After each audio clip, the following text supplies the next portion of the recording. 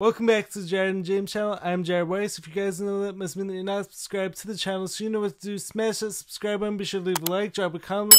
Let me know what you guys think of this video. Follow me on every platform.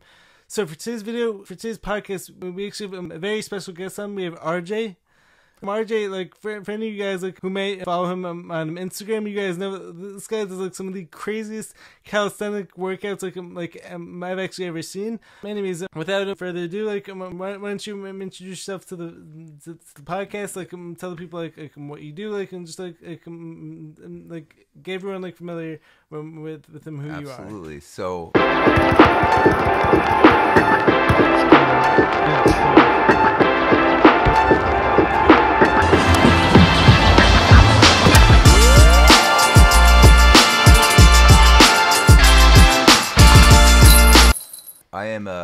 I like to think of myself as a calisthenics athlete, but most importantly, a calisthenics artist. So I'm always trying to make art with my body and the movement and strength, make art out of strength. Because I'm addicted to working out, but I don't like working out. So I like to make art out of my workouts. That's really cool. I'm known for one-arm handstands, human flags. I used to be well known for rings, but I've had a rough year of injuries, so I haven't been able to do as much rings. And mobility stuff. I'm known as theNoodnick on Instagram, TikTok. Get that name. I see the smile. You have an idea. Yeah. So yeah, Noodnick on YouTube, TikTok, and Instagram. And the Noodnick is I love the Yiddish term Noodnick. So I did a misspelling of it. Plus, I thought calisthenics, it would work well with that.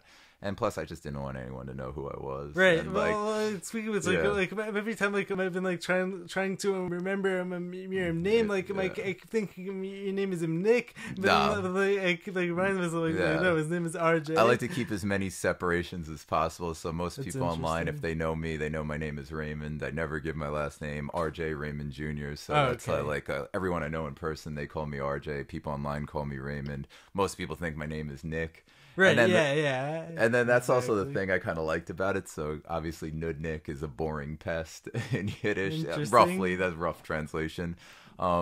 So I thought it was funny to be doing all this bravado, hard exercise stuff, but in reality, I'm just some boring pest who wants to annoy people about calisthenics. Yeah.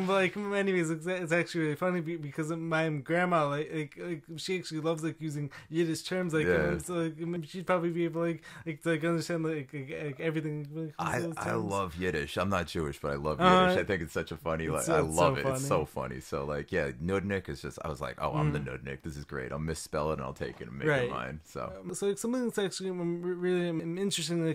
Before we actually get into some of these topics that I have planned out, the first day, you actually introduced yourself to me. So during that same day, I might actually posted this other podcast, and then this one really interesting guy who I was familiar with commented on the podcast, and so I've been trying to really put myself out there. I've been really trying to be super ambitious with everything I've been doing, in spite of my speech issues, in spite of they're fine. You talk about awesome topics. Thank you. That's all that matters. I appreciate that. It's the content, not how it's delivered. Doesn't matter. Anyways, I responded to this person's comment. I'm asking them if he'd ever want to come on the podcast. He responded very very kindly to me. He saying he definitely appreciates the offer. But then he's actually at this point when it comes to his whole journey he can't be doing things for him free anymore. It's I totally respect it. But then interestingly enough, later that keep in mind I've never actually judged someone based on how many followers they have or whatever. But keep in mind so it's later that day it was actually the same exact day I actually met you Adam the locker room Adam Lifetime and then we started talking and you were saying mean, like you'd love to be on the podcast. Absolutely, yeah. Like, meanwhile, like your following is like much bigger than his. Like, it's like, I can't believe you told you would do stuff for free anymore. Yeah. It's like, that's crazy. It's like, it's just like really cool to see like how like God like rewards ambition, like and like the universe, like because it was like connecting people like through like energies, like I fully believe in, and so like that's definitely part of my whole like spiritual thing. Like I fully believe like when it comes to like the law of attraction, whatever energy like you put out like into the universe, like most of the time you're actually all like, about that frequency, yeah, riding the wavelength, yeah, right, yeah. So that's insane. Yeah, like that's completely insane.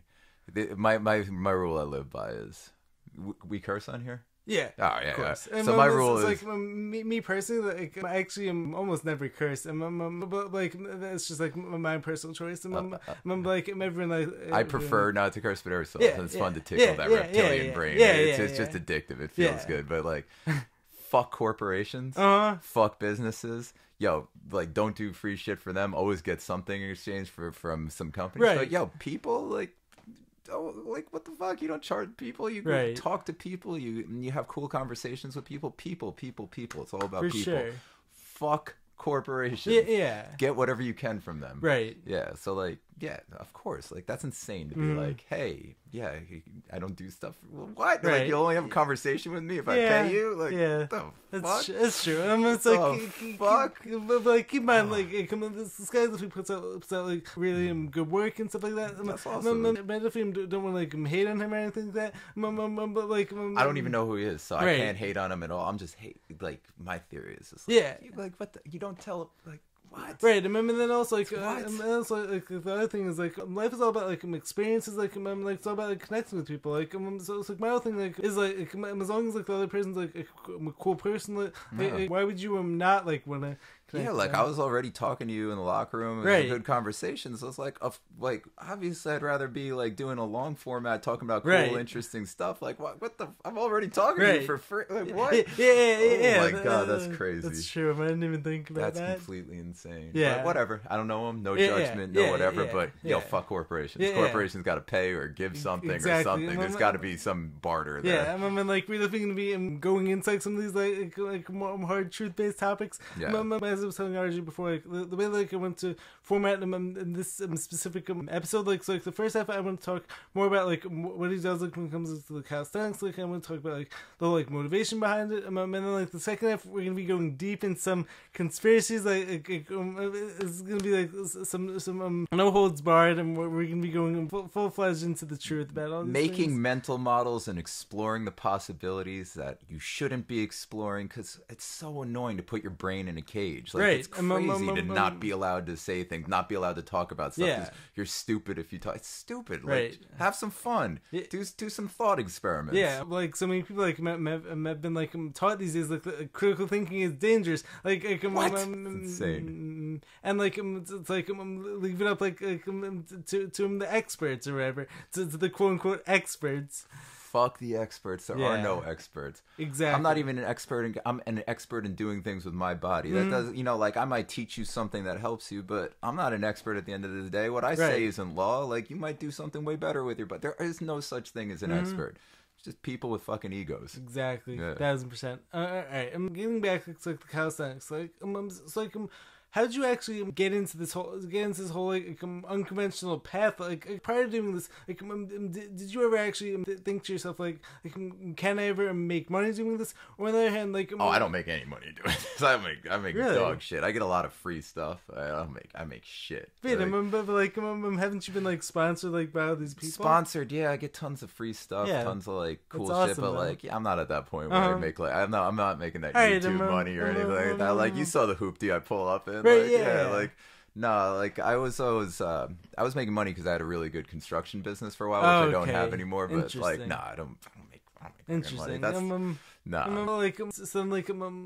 me actually. The real money would be in like selling programs, training, but like selling not more of that, selling like knowledge, and selling. But I was just like, every time I try to do that, I hate it, and then I'm just like, I just want to help people for free. So like, that's or just as much as I can for free. If somebody needs like, in person, whatever, I'm giving my time. that's cool. Like, it's really, like, I'll rarely work with people online, like, one-on-one. Because, like, obviously, if I'm spending, like, time with you, I got to charge something just for my time. Right, yeah. But, like, at the end of the day, that's why I try to make so much free tutorials stuff and, like, just try to help as many people for free at the same. So, like, I've basically shot myself in the foot. Right. Like, go along those, like, exact same lines. Like when it comes to, like, me, like, with, like, with my YouTube, like, with all my content, like, so far, I've actually only made 1 penny. I'm on Rumble. It's actually very funny, of course. But like, I was actually extremely proud that, like, when I actually got that 1 penny. Yeah. But, like, my whole way of living, like, has never been like about, like, doing things like just for money. Like, one of my, like, pieces, like, of, like, advice that I would, like, give to people, like, would actually be like follow your passion. Like chances are, like, the money's gonna follow. More on the other hand, like, you're gonna be, like, introduced, like, to all these, like, new experiences. How does that, like, fit in with your whole philosophy? Okay, so yeah, a lot. So I also lied. I think I made like $70 off TikTok views or something like that I forgot to turn in. So I never even got the money. Like, really? I think it evaporated on the account because I forgot to do anything with it. Yeah, so that's what I've gotten very wealthy in, and that's also why I probably don't make a lot of money, because some of the, like, a lot of the brands that I'm close with, I adore them. So, like, I'm not trying to because, like, you know, like, certain things, like, yeah, you know, like, shitty corporations that are just trying to make a quick buck or anything like that. But, like, some of the people that I really, really like, so for instance, like Liebert Fitness, like the owner, Mark Liebert, dear friend of mine, I would never charge him a dime for anything. You know, like Vivo Barefoot's great. They give me sneakers, all that. Like, I love them. I respect them. So, like, I just love them for giving me sneakers. It's cool because I can't afford them. So it's perfect. And then also, like, it also definitely feels good, like, to be able, like, to like, promote products, like, that I love. Yeah. Yeah, like, you know, Mamjik give me shorts that I love. I was buying them, like, they sponsored me from, like, day one, offering to give me, but, like, you know, like, I never did any. I just kept buying their products because I loved them so much, and they were smaller at the time, and, like, that's what I try to be rich in. Like, so, like, you know, those are, like, the main ones. I've worked with a lot of, like, I've worked with a lot of brands that I really, really respect and I love, and then, like, the people I've connected with was, like, so much more valuable. Like, connecting with brands I love and companies I love, but the people, like, the heroes in my sports, people I respect. Like, I've made really good friends with, like, people who were, like, heroes to me beforehand. Like, it's incredible. Like, going along those same lines. So, like, I actually recently made this video, like, where I was talking about, like, how, like, it's actually so much more important to first, like, develop, like, emotional wealth and physical wealth and like, spiritual health. And like so many people, like, actually do it, like, the other way. Like, so many people like, are gonna first go into everything with just, like, this, like, desire to become financially wealthy, but then like 2 years down the line, like realizing that like, I'm just getting that money and didn't actually make them happier, and like didn't actually enhance, like, their human experience. Yeah.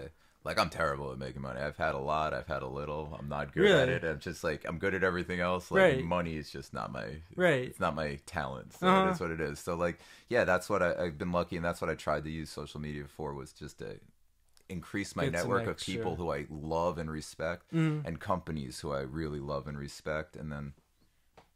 That's really it. So, like, I've had really good people, really cool relationships. Crazy. Like, heroes are my friends, and, like, so grateful for all that. And met really cool people, and that's really the wealth that I've gotten from. Yeah, like, I could have made money. I could have made money, but I can't sell programs to people. I can't do that shit. I can't. Like, to be honest, like, I definitely like, fully see things, like, in, like, very similar way. Like, it's like, I almost feel like, for me, like, to, like, sell people, like, these, like, elaborate programs that, like, wouldn't feel, like, honest. I don't use a program. Right, like, and then also, like, the other thing is, like, every person, like, is, like, so different. Like, so to give everyone, like, this one program, like takes care of everything, like, just, like, wouldn't feel, like, it's fully honest. It's just weird too, because it's limiting. Like, yeah, will a program work? Will it be helpful? Yeah, it might be. It can be. Yeah, it could be. 100%. It's like anything, you know. It could be amazing, but also at the same time, like. So, like, especially with the stuff I do, like, I'm trying to do the most my body can do 7 days a week, and, like, just because something's written on a piece of paper, or realistically now it's on your phone in right, an app yeah, or something like course. that, like that doesn't mean that I could do it that day. So what do I want that day to be a failure because I can't do what's prescribed to me and now I'm a failure? Or do I want to just be like, well, this isn't working for me, I want to just every day I try to do something I've never done before, and the only way to do that is like I have to be free, where if something doesn't work, I can go to the next thing. Just problem solving. I want to be a creative problem solver with my body and with like the way that I'm trying to further my art, my mind of all that. And I've learned so much from that. If I was just going by programs or whatever is prescribed to me, I wouldn't be me. I wouldn't be this. I'd be some fucking be some average. Like, not to shit on average people, but I'd be some average fucking you know. Like, I don't want to hate on average, but I'd be average. Yeah, obviously. So like, I wouldn't do the cool shit that I do where I feel like I'm lucid dreaming while I'm awake. Yeah, I would not be doing that. That sounds such like a really cool like, statement. Like when it comes to like lucid dreaming, like, like while like you're living like this like human experience. Yeah. But like something I was like curious about, like when it comes to like overcoming this like fear of like failure, like so it's like no matter like what you do, like whether you're putting out like a podcast, like whether you're playing a sport, like there's always gonna be like this like fear of failure, and like but like also like on the opposite side of that, there's also gonna be like, it's like fear of success, like so like what if I like become successful and then my can't handle it, but like especially like, when it comes to everything like you're doing, like you probably have to fail like 100 times, it's endless failure. Like, I fail constantly. Like I fail. Like failure. I'm not afraid of failure at all. Like failure is like nonstop. So how'd you actually overcome that like fear of failure almost? Not that. You never really had it. No, like I used to be more afraid of failure, but you know what it was. Doing stuff that I was just so obsessed with, I didn't care if I failed, and like that I was so in love with it that every experience of it was a success. So like before this, I was in grappling and fighting, you know, grappling, no-gi, Brazilian jiu-jitsu, and I was so in love with it, like I just didn't give a fuck, you know, like if I get choked out, cool, I learned something new, you know, like I wouldn't even want to succeed. Like most of my time training, I would consider if I had to use more than like 75% of my strength, I considered that a loss. You know, like forget like tapping to a submission. If I'm even put in a position where I even have to think about defending a submission, I'm already submitted. You know, like it wasn't even like, it was more like making success into failure, which was because I loved it so much. I just didn't care. I just wanted to know everything and be as good at it as possible. And the same with calisthenics. It's like, I just want to be like, explore new possibilities. I want to try new I'm just so in love with it. There's no failure. I want to learn more about it, know more about it, be able to do more with it. Success would be like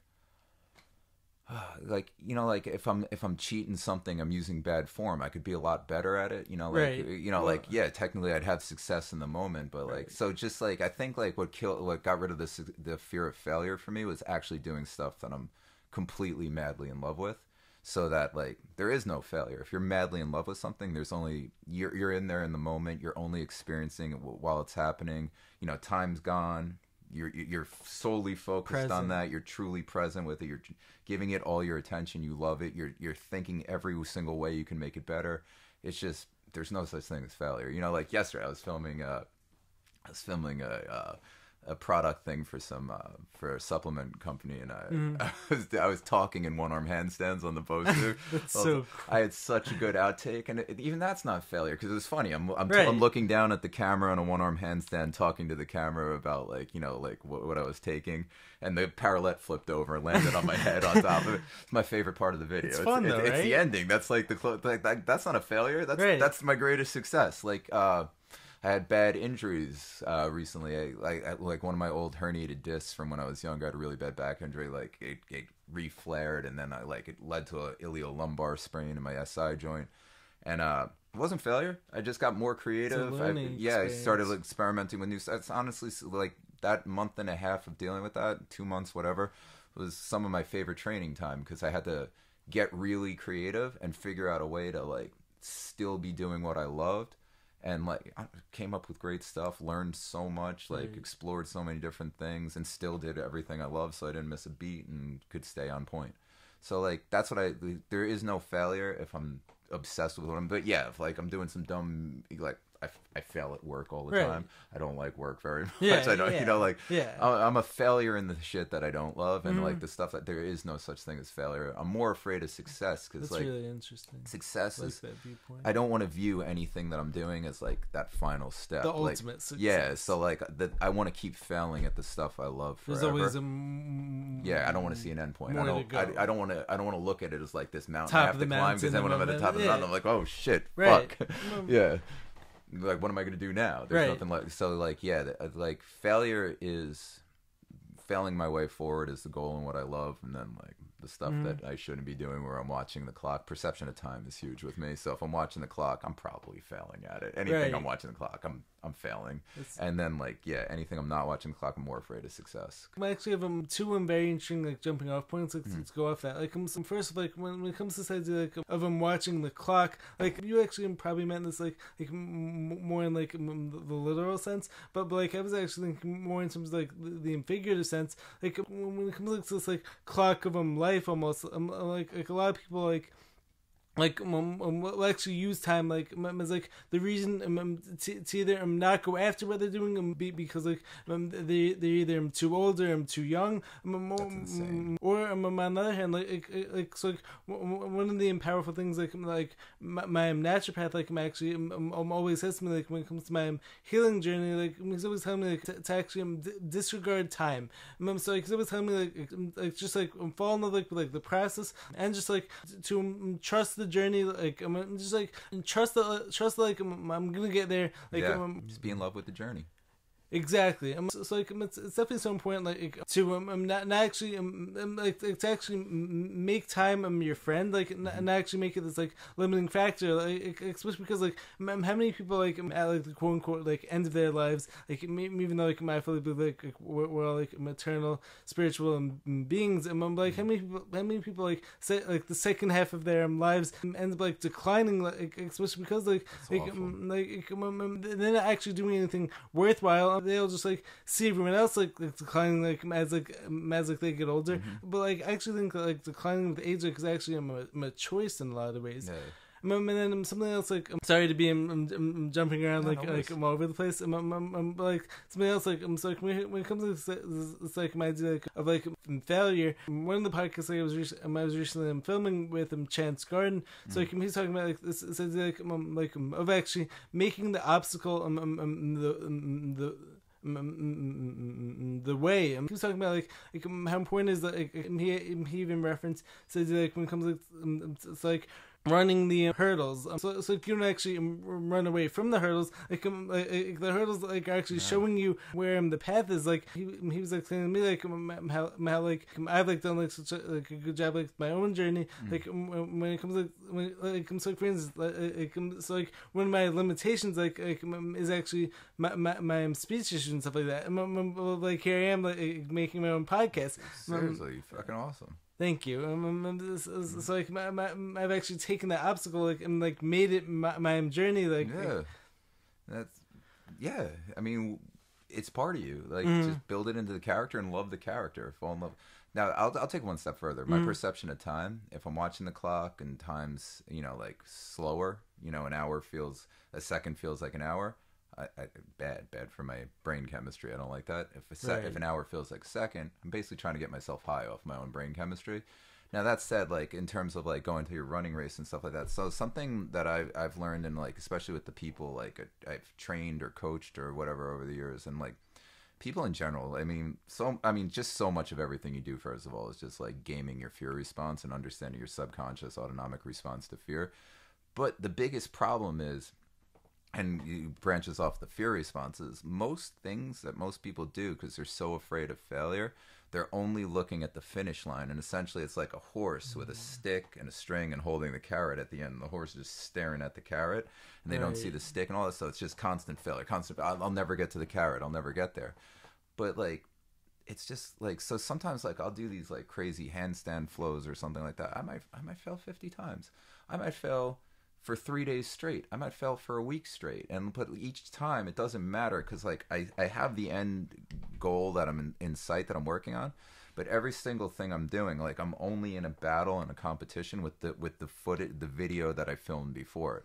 So like I'll film it, I'll watch myself trying to do it, looking for any small thing I can improve to bring me closer to my goal. I go back the next time, and then like, sure, I failed at like, you know, I failed at the main goal. I never got to the carrot, but I worked my way a little further up the stick, and then I start going down the rope, and then eventually I'll get it. Because the next one, like, I might just see something where like, yeah, I've got to do this complex. All I want to do in the next video, I just want to have my ankle in the proper position, or like my toes point a little further, close the kinetic chain a little more. And that's success. So there is no fail. Yeah, I'm going to fall the fuck out of the handstand and not do it. But like, I'm that much closer, that much closer, that much closer. And because I'm in love with it so much, and just watching the process, like putting myself present, you know, like, because our memories are so faulty. That's why, like, for this, at least I film everything I do. Not because I'm a narcissistic asshole. Right. Also because I'm a narcissistic asshole, but not solely because I'm a narcissistic asshole.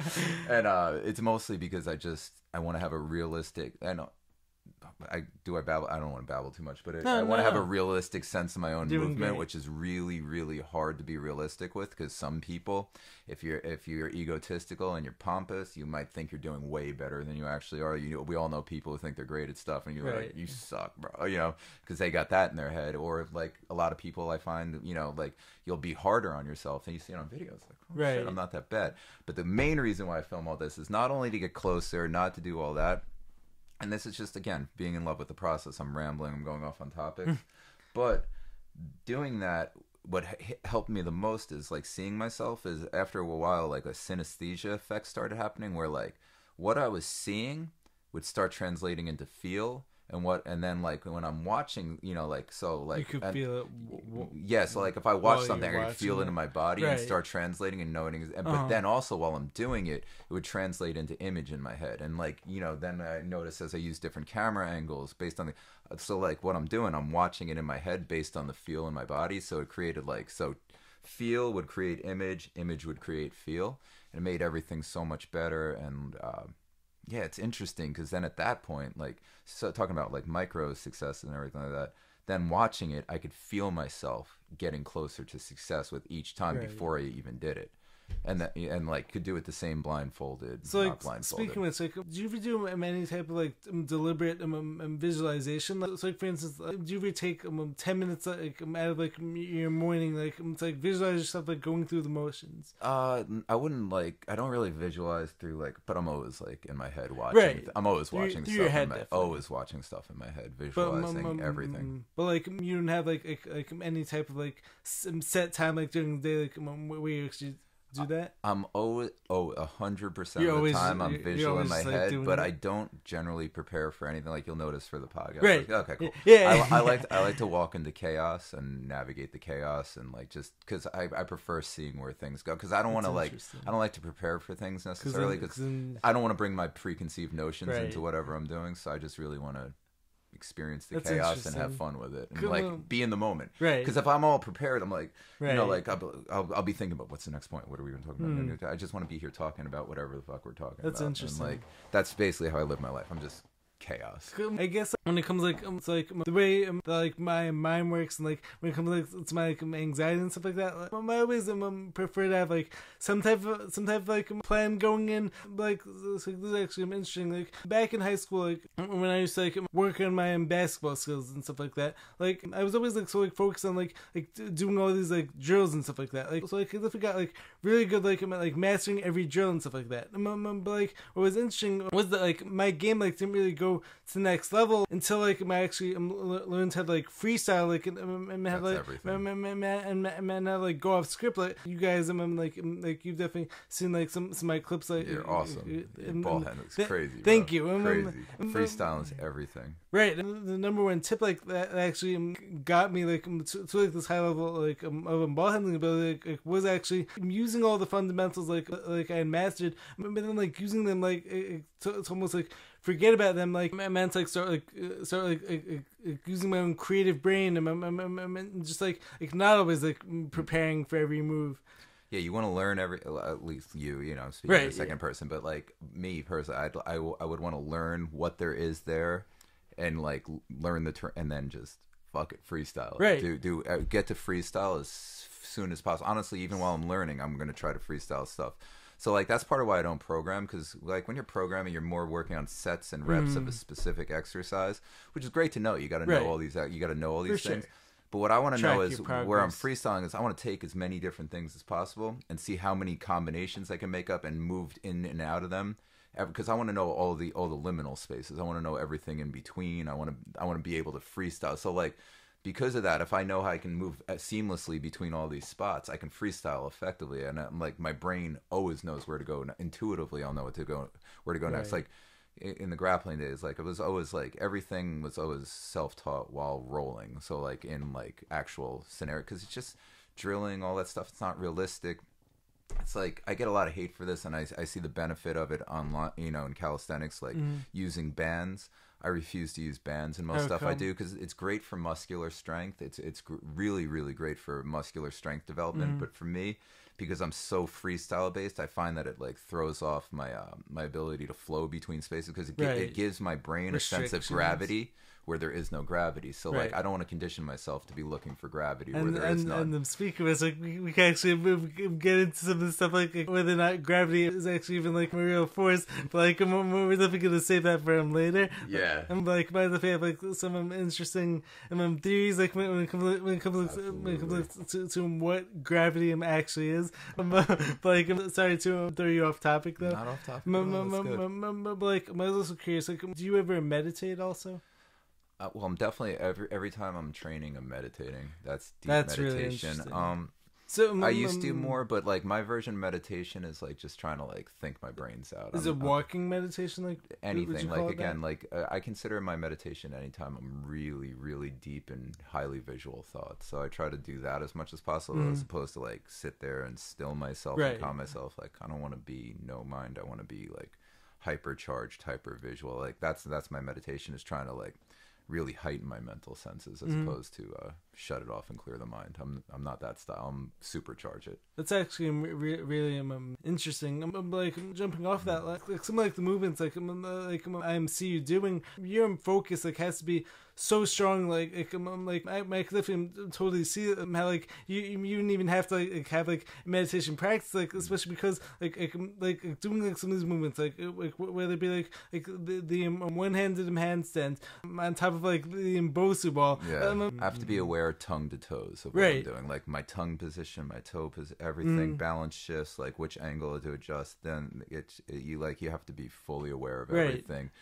Plus, you know, like a lot of times I'm counting tempo, so like not just that, but then my movement patterns have to be like, it can't be like any herky jerk. Everything has to be perfectly smooth, coming together, opening and folding in and out of spaces, like essentially making origami out of myself.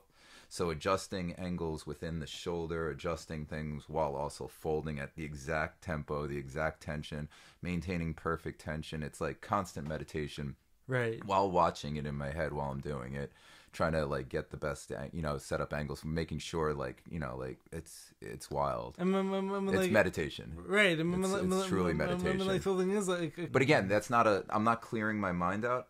I'm trying to supercharge it. I'm trying to feel every millimeter of my body. I'm trying to feel every part of my body, every part of my. I'm trying to have everything supercharged, be as in the moment as possible, but like make the moment so much more complex than like I don't want to sit there with a blank mind. And, like that's sleep. I go there every night between dreams. I don't need to do that while I'm awake. But like something that's actually interesting. Like back in like high school, like when I actually first learned about meditation, my initial motivation like for like, starting that like was actually to like clear my mind, like to like push away bad thoughts, like bring in like more good thoughts. But then like what you actually have to realize is that like the best way to meditate like is actually to like go in almost like with like no expectation of like any benefits, and like the key like to meditation like is actually not pushing away any bad thoughts, like and not like forcing good thoughts to come out. Like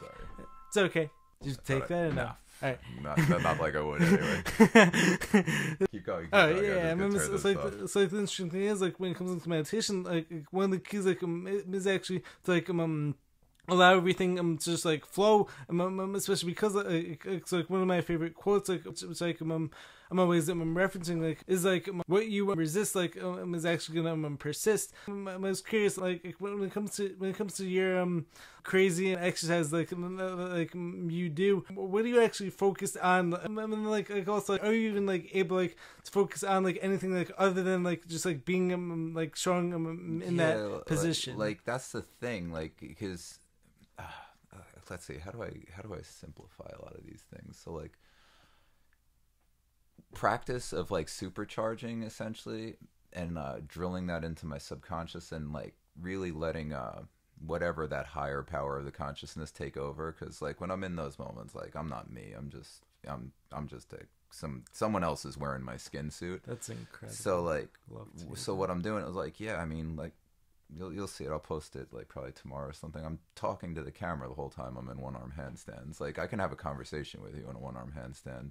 Like, you know, anything I'm doing, like I could talk to you in it, I could do other things. I got to be aware of everything around me. I got to like, it's just hyper awareness, like, and then that just really comes to like as present as you can possibly. It sounds like I'm talking some like Marvel superhero bullshit, no. but this is we're all superheroes. Like exactly. Like I hate to break it to anyone, it's not like toxic ooze or anything that makes you into a mutant. It's right. Dedication into something that you're truly in love with and truly present for, and like. I guess like that was a big part of my life. Like, and you brought up anxiety. Like I used to be highly anxious when I was young. Like my 20s were fucked from anxiety, and then like talking about like what you resist persists. Like I realized one day like the only way to cure this was to take everything that would trigger anxiety on me and just nonstop barrage myself with it. Just like anxiety. Like exposure method. Yeah, almost. just put myself in like pure. And it's just like within like a week or two, it was gone. And then like now looking back, like, you know, like times where I've experienced depression, like so much of everything I do in my life is dictated on like timelessness, or are you in like doing nothing but experiencing time? I want to try not experience time. So if I'm not experiencing time, I'm not focused on the future, causing myself anxiety. And if I'm present, I'm also not focused on the past, causing myself depression. Because no matter like that's why I love getting older, because I don't think about I had a happy childhood. I don't think I had a great teenage year. I had great, you know, like my 20s were a little rough, but the majority of my life I've been lucky. But like I don't want to think back on that constantly comparing every mind. Like I just want to be focused on right now. I love being 41. I can't wait to be 51. I can't wait to be 61. As long as I'm present in that moment, I'm happy. No past to depress me, no future to make me anxious. Right. That's awesome. Just hyper present and making the present moment as expansive and complex as possible. Mm-hmm. So it's like one thing that I actually absolutely love like you were just talking about like when it comes to society of like how we've all been like convinced like to believe that like humans need some like ooze like yeah, that's insane. Some type of like love like love is the limitless drug. Like love, whatever makes time go away, the more time you spend timeless, I'm fully convinced that that's the real limitless pill. Right. That's what gives you superpowers, and the more you dedicate yourself to it, and the more. And like it's got to be holistic. It's got to be everything that brings you joy and love in your life, like mind, body, spirit. Yeah, and then like what it really helped me, and like I know people are all like, "Yay, kill babies," or whatever, but like having a child was like what really tied it in together, and really like.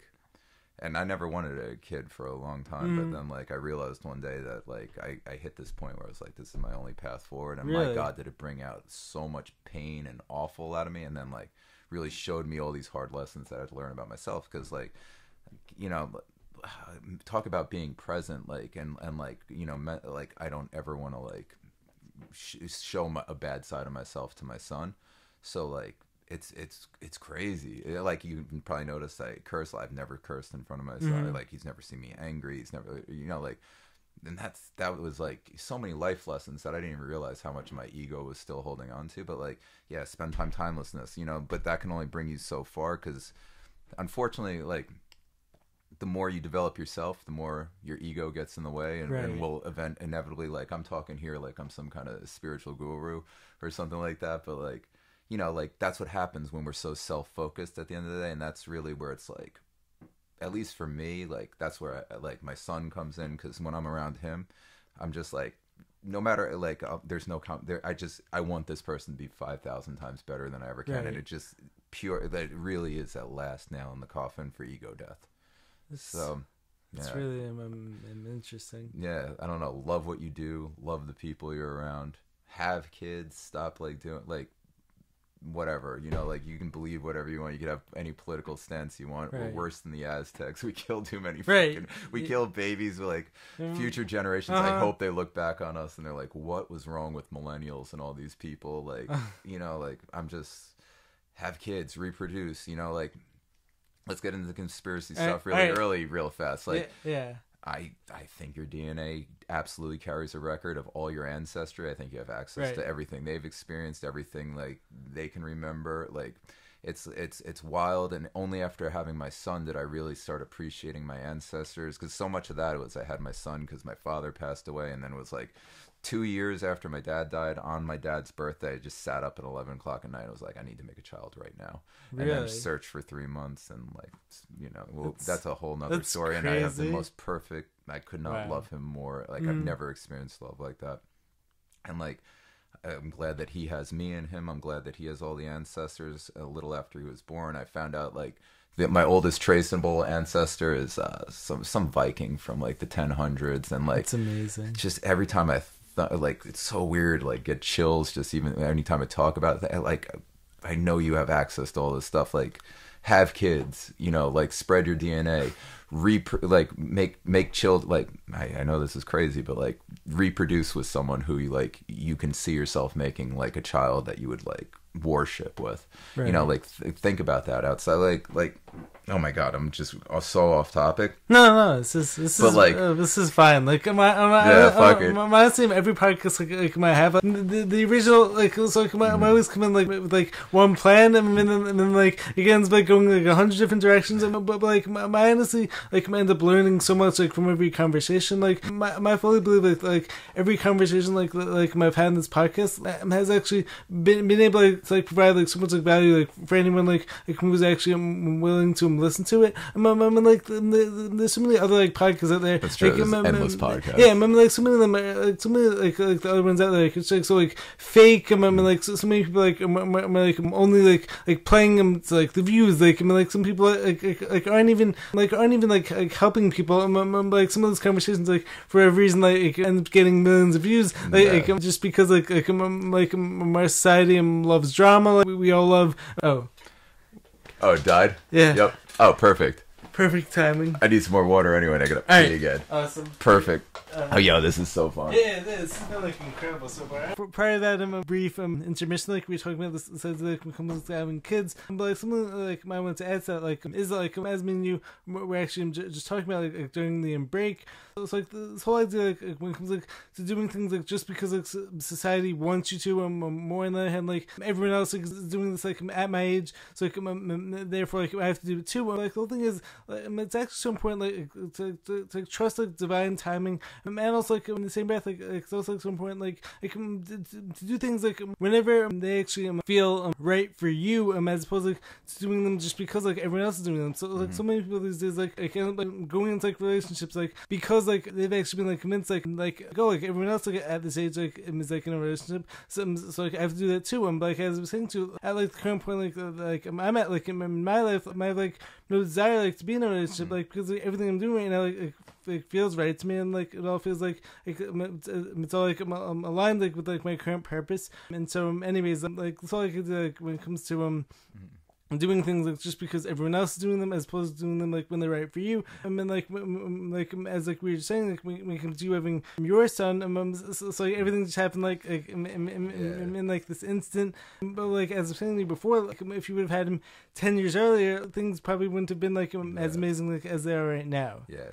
So I don't do anything because everyone else is doing it. Right. Because I'm not a fucking lemming. Exactly. First of all, and like, yeah, I was telling you, I would have loved to have had my child 10 years earlier, and you know, like be younger, you know, give him a younger version of my, and all that. But unfortunately, I don't get to choose the person I am at that time. So like, I would have been a shitty father, and also I didn't sit up in the middle of the night and be like, I need to make a child immediately. 10 years earlier, because I hadn't even developed like unwavering trust and faith in that internal voice that I've developed, within whatever speaks inside.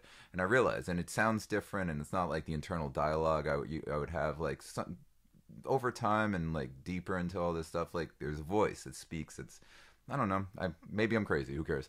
That I got to listen to it. When it tells me to do something, I must listen to it. I know whatever the hell it tells me to do is going to be brutal. It's going to be excruciatingly difficult. It's going to be the hardest thing I've ever experienced, but also the best thing I've ever experienced, because the path to heaven is crawling through hell, getting those fucking knees bloody.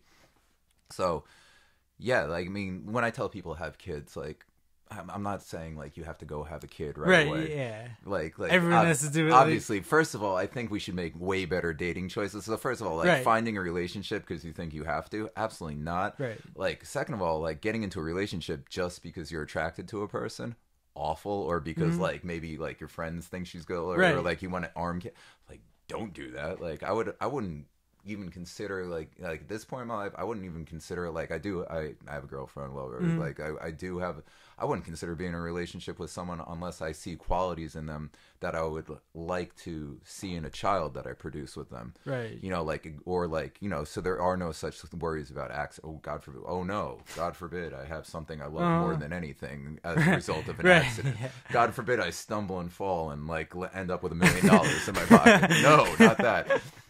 So that's what I mean. Like, stop looking at this about like, I can say it. Stop looking at things that like what makes your dick happy or what makes your ego happy around your friends, and start being like thinking of, not even thinking about the future, but just like, I'd only want to talk to, like, be in a where it's like, oh, you look like someone I would want my child to look like, a blend between us.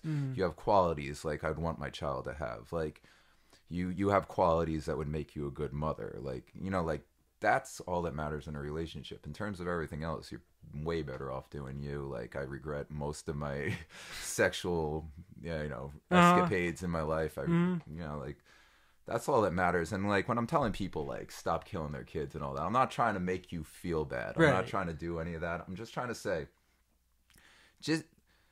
I don't believe anyone like is so proud of like getting rid of their future offspring. Feed like this whole like coping mechanism of saying clump of cells, whatever. I think at some point we just have to realize, like, I get it, like in bad situations, the roughly 1% of situations that come from like rape or 1%, like incest or something, it's like 1%, but the rest is just, it's a form of birth control. With the exception of that, it's a form of birth control.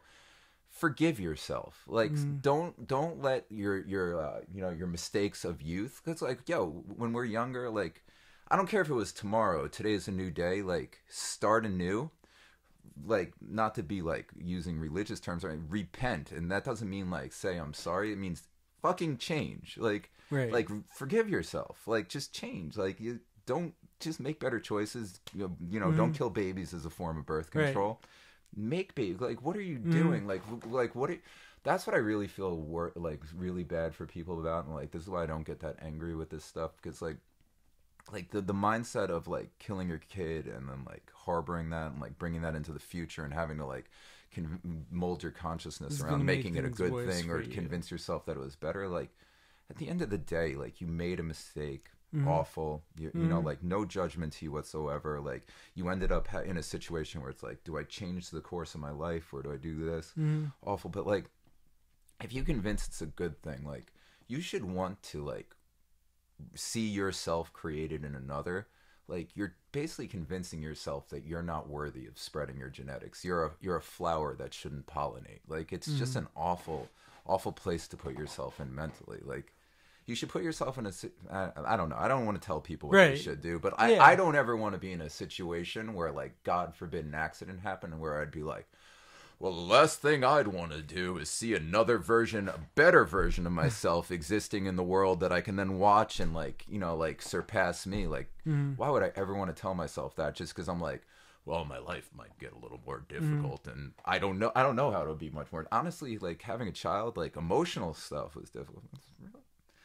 It's difficult, but it's not like, it's very similar to having a dog. Do you think though, like maybe it's possible, like some people, it's like for whatever reason, like maybe just like having a kid, like just like isn't part of their path? Absolutely. Right. So like, absolutely. Not everyone. Like that's the thing. Like not everyone. You choose your path. Right. Like realistically, I just the thing that I feel bad for people is like so much of our paths and like so much of my past, so much of the mistakes I made when I was younger was because I let media, I let society, right. I let them do my thinking. And there's like so many levels to that. Like that's why I haven't owned a TV in the better part of a decade. That's like I think smart. it's been like probably like 6 or 7 years at this point now. Like just don't let school, your friends, your job, like what like don't let these things dictate what you will do with like the rest of your life, and not just the rest of your life, but the rest of every single life that exists as a result of your life having existed. Right. Don't let maybe it's not your path, but like don't let like someone else, like only when you are truly, first of all, I don't think you should have a child until your thoughts are truly your own. I agree with that. And then when your thoughts are truly your own, that's when you should ask yourself a question. Because like I was telling you earlier, right. I never wanted a child until right before I turned 38 and sat up in the middle of the night and was like, I need to make a child immediately because the voice inside told me. Prior to that, I shouldn't have, because I was still getting rid of so much conditioning, this, that, the other thing. But like, and if I never had or like the voice told me never to, or like whatever it is that you have every right to. But like, my whole thing is just, regardless of whatever you do, just don't convince yourself that like you would rather murder your own, like that is your ancestors are crying out in pain, like regardless of how you want to watch it, and no judgment to you. You shouldn't hold yourself accountable, like you shouldn't be beating yourself up for it. Just change. That's all. Just change. All sins forgiven. I don't know, but that's enough. I'm going on like way too crazy of a. Like definitely said like a lot of them really powerful, like interesting statements. Like I think like at the very least, like we'll definitely give people like some food for thought. Like it's just like even if like someone like disagrees with like something that you said, like, it's still like people like to see like everything you're saying like is coming from like this genuine place. Like it's so important like to be able to like have these discussions. I think like because like a lot of people like are too afraid to like speak up like because like, everyone's like afraid of getting canceled, like but like the only way like, to like, arrive at like truth, and like the only way like, to get truth like the only way to get there like, is like by actually being able like to question everything, being able like to talk about these things. And speaking of truth, you also have to be true with language, because like you need to have words and things that mean stuff, and like our language, like... I'm going to go off on a tangent for a second. So, like, my favorite word in the... Whoa, hey there. How'd that happen? My favorite word in the English language is dork. Why is dork my favorite word in the English language? When I say the word dork to you, because, it creates visual language instantly. When I say the word dork to you, what comes to mind? Some loser. Exactly. And, like, how do you define loser? How do you see loser? It's... If you actually, like, etymological roots of words, like true meaning of words, what is a dork? It's a nautical slang, antiquated nautical slang for a blue whale's penis, which is the largest, pinkest dick on planet Earth. So if I call someone a dork, you might be seeing some nerds, some like random... I'm talking to you. You're a giant whale dick with a plume, like just a cloud of semen coming out of the top of your head. That's what you are. You're the biggest, pinkest dick I've ever seen in my life.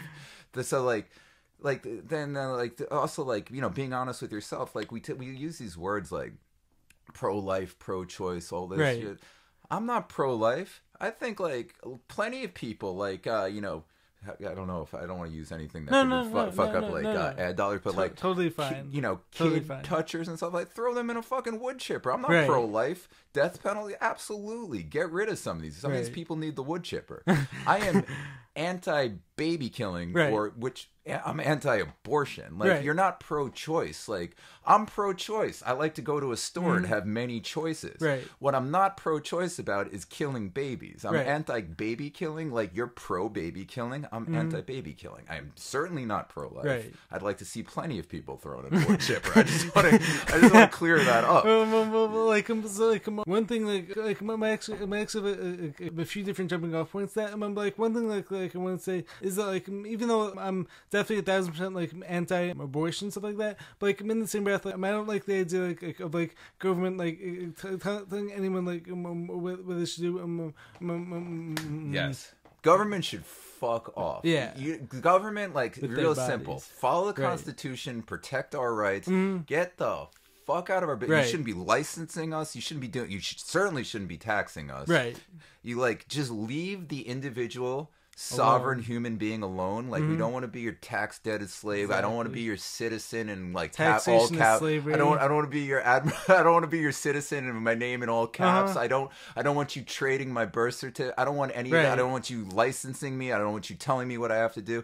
Leave us alone. It's really simple. And at the end of the day, even the Constitution aside, the government should be there to make sure that you do no harm to others. Like make sure that like I'm not I can't walk up to you and punch you in the face. Like make sure I'm not stealing. Like the government should be there to protect other individuals from other individuals and to protect people from corporations, from large entities of human beings. And like corporations should be taxed. Corporations should be licensed. Corporations should be regulated. Corporations should be fined. Corporations should have all these things because a human being, the individual human being, cannot compete with a corporation. That's what government should be there to like. Like speaking of it, are you familiar with say that when it comes to BlackRock as well as as well as in Vanguard, like those two companies like actually own every single company out there. Man, like in the same breath, like both those companies, both those corporations, or whatever you would call them, like both those like are actually backed by the Federal Reserve. Absolutely. Which like the whole reason why these companies like are actually able to promote so many losing agendas is because like as soon as like a lot of people like don't like understand like how like this concept works. But like when one of these companies like such as like Budweiser promotes like one of these like horrible agendas, but like in the same breath like it doesn't matter. It doesn't matter. Everything you're buying is still going back to BlackRock, Vanguard, all these different companies. Exactly. Because this is what government should be doing. They should be bailed out by the Federal Reserve also. Yeah, again, which shouldn't fucking exist either. Because this is all what like in any normal sense, like you, me, we start a business, sole proprietorship. We can never go to that level. You know, like. If in a real world where corporations didn't exist and all this didn't become the way it was, like I'd have to get you working with like it's like go back in time, you know, less CEO. There wasn't so much hierarchy at the top. It wasn't such a pyramid scheme. But at the end of the day, anytime you could have one person with people under them, with people under them, with people under them, that one, like it'll always rise. And I'm no economist, so like I'm just some crazy person with a bathroom mullet. So take it for what it is. But at the end of the day, that needs to be protected. Corporations shouldn't be treated like people. Like people should be protected from corporations, and they should be treated like corporations. There's a huge difference between a corporation and a co-op where everyone's equals and everyone's doing the fair share and everyone benefits equally and profit splits and all that. That's fine. I think that should be treated like a human. But like, and I'm no fucking communist. I'm certainly no socialist, anything like that. Like just corporations need to be put in check. Like like any group that can function and like basically like the citizen has no chance. The single fuck citizens. The human being, the human living soul has no chance to compete against these titans, these Gollum. I don't even. They're Gollum. I don't know what you consider. They're awful. Like the thing is, like as soon as like citizens like do start like banding together, like, the mainstream media like will put out like another psyop, like it's like divide everyone. There's a psyop there, and then there's also the bullshit that everyone says. Yeah, divide and conquer. You got that psyop, and then there's also that self-defeating mentality where like everyone's told, yeah, but without corporations or without the government doing all those, like, what, you've never heard of people getting together and just like working really hard for a common cause and like the government doing stuff? Okay, like case in point, like broadband fiber optic cable, such a great example of like what bullshit this is. So the government takes our tax dollars, gives it to like the cable companies to give us fiber optic cables. They build it all off our tax dollars and then sell it back to us. It's ridiculous, and then we got to pay for it. And then speaking of, it's basically the same thing that's going on like right now. Like when it comes to the government sends $115 billion like overseas to Ukraine, and then all this money ends up getting laundered. Like once again, like I'm also no economist, but like speaking of, like a lot of that like Ukraine stuff like actually ties into the whole Sam Bankman-Fried stuff, like especially because like the company like who was like working with him, something like that, like was one of these Ukrainian companies, and like basically like in every situation, like all of us like ends up getting screwed over, and also like we're essentially buying back like our rights, but like truthfully, like we don't own them anything. Yeah. We're always buying back from these major corporations. I mean, like we're essentially like buying our way out of prison. Like when it comes to taxation. And look, at the end of the day, the corporations need to exist on some level. Like they do need to exist. So I'm not like get rid of the corporations, because like you can't just be like all people working together, because you do still need the greater things, the greater good, and all that. But just don't treat them like people. Mm-hmm. I mean, tax the corporations, stop taxing people. Don't allow corporations at all to lobby. Don't allow them any access to government. Right. While you're at it, get rid of most of government.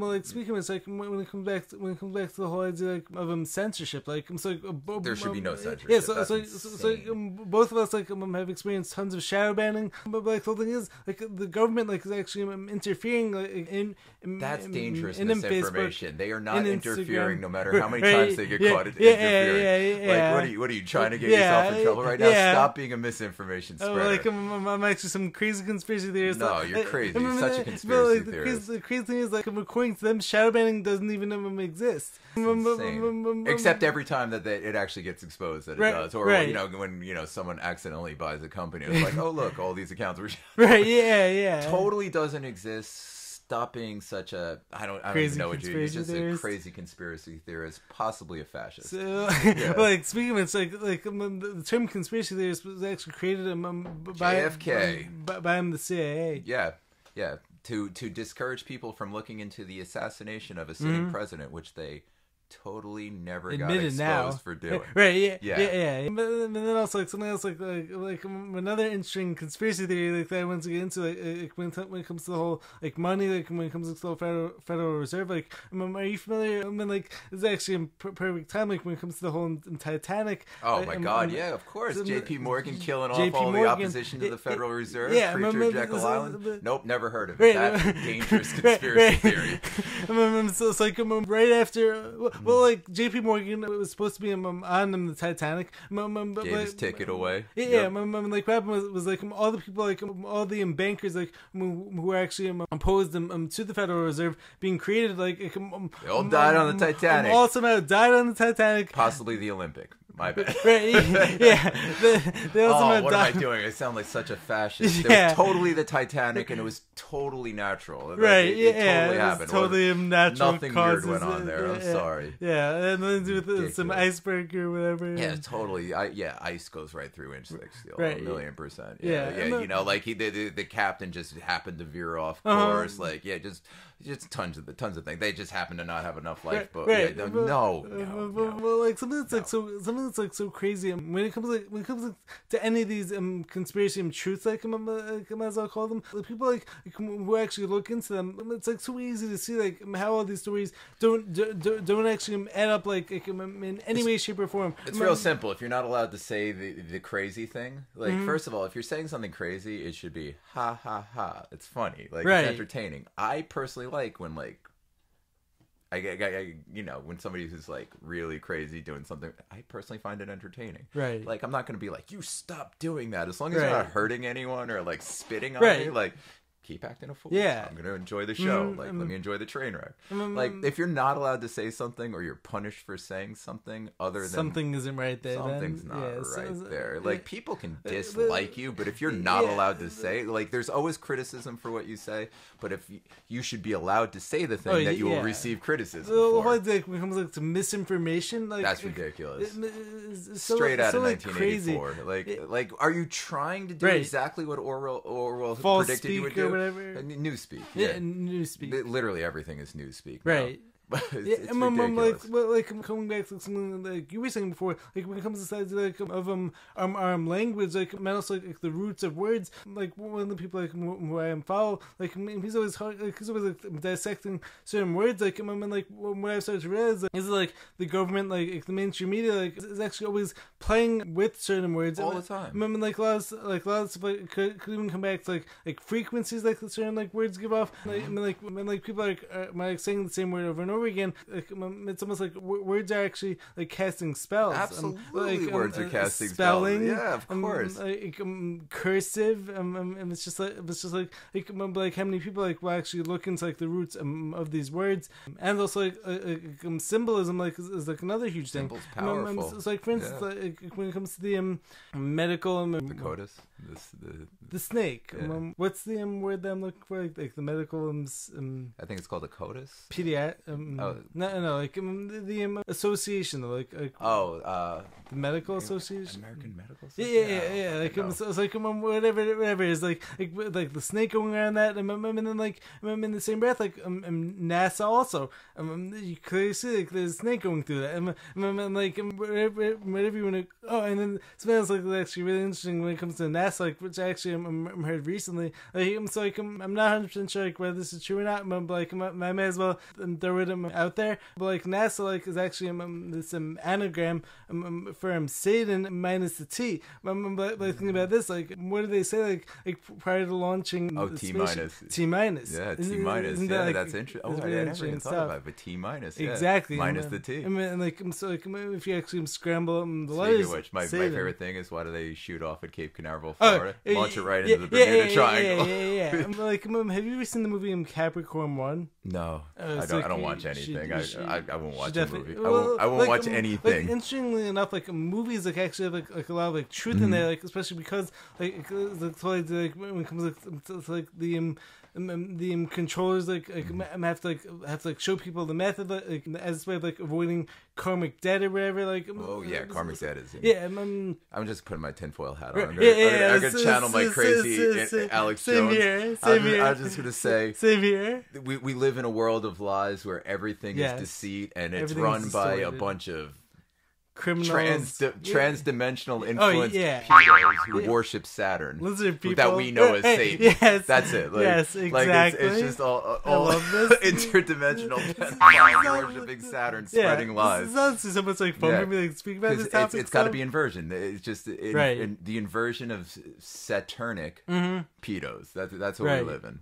Mm-hmm. Like how much money goes to NASA every year? $19 billion to make CGI, to make really shitty CGI. Exactly. I mean, at least back in the day, they hired Kubrick, so at least the money went somewhere. Do better, NASA. Like, and I don't understand. Like, because then it's like, oh, flat Earth is. I don't know what the fuck Earth is. I don't know what it is because I can't see anything that isn't like basically a kid, like a poor kid drawing of CGI. Like show me one picture of Earth from space. I don't know what the hell we're living on. But then also like what proof do these people actually show us? It's convinced us like we're on this spinning ball like that spins 1,000 miles per hour and like it goes through space at 66,000 miles per hour. And like they also try to convince us like all these satellites like are just like surrounding the Earth like at all times like even though NASA like is actually the biggest consumer of helium like what are you talking about? Party balloons is the biggest concealer. Party balloons and clowns, you awful conspiracy theorists. Stop it. Like the thing is like come on, what proof do any of these people like want to call me crazy, want to call me a lunatic, want to call me a complete moron? It's just like they're all trusting the science. They're all believing in this religion of scientism. Like they're all like buying into like the whole deception and like deceit and like something else like I also like wanted to get into. Am I just like I'm gonna cut in for a second on the flat. I don't know if the Earth is flat.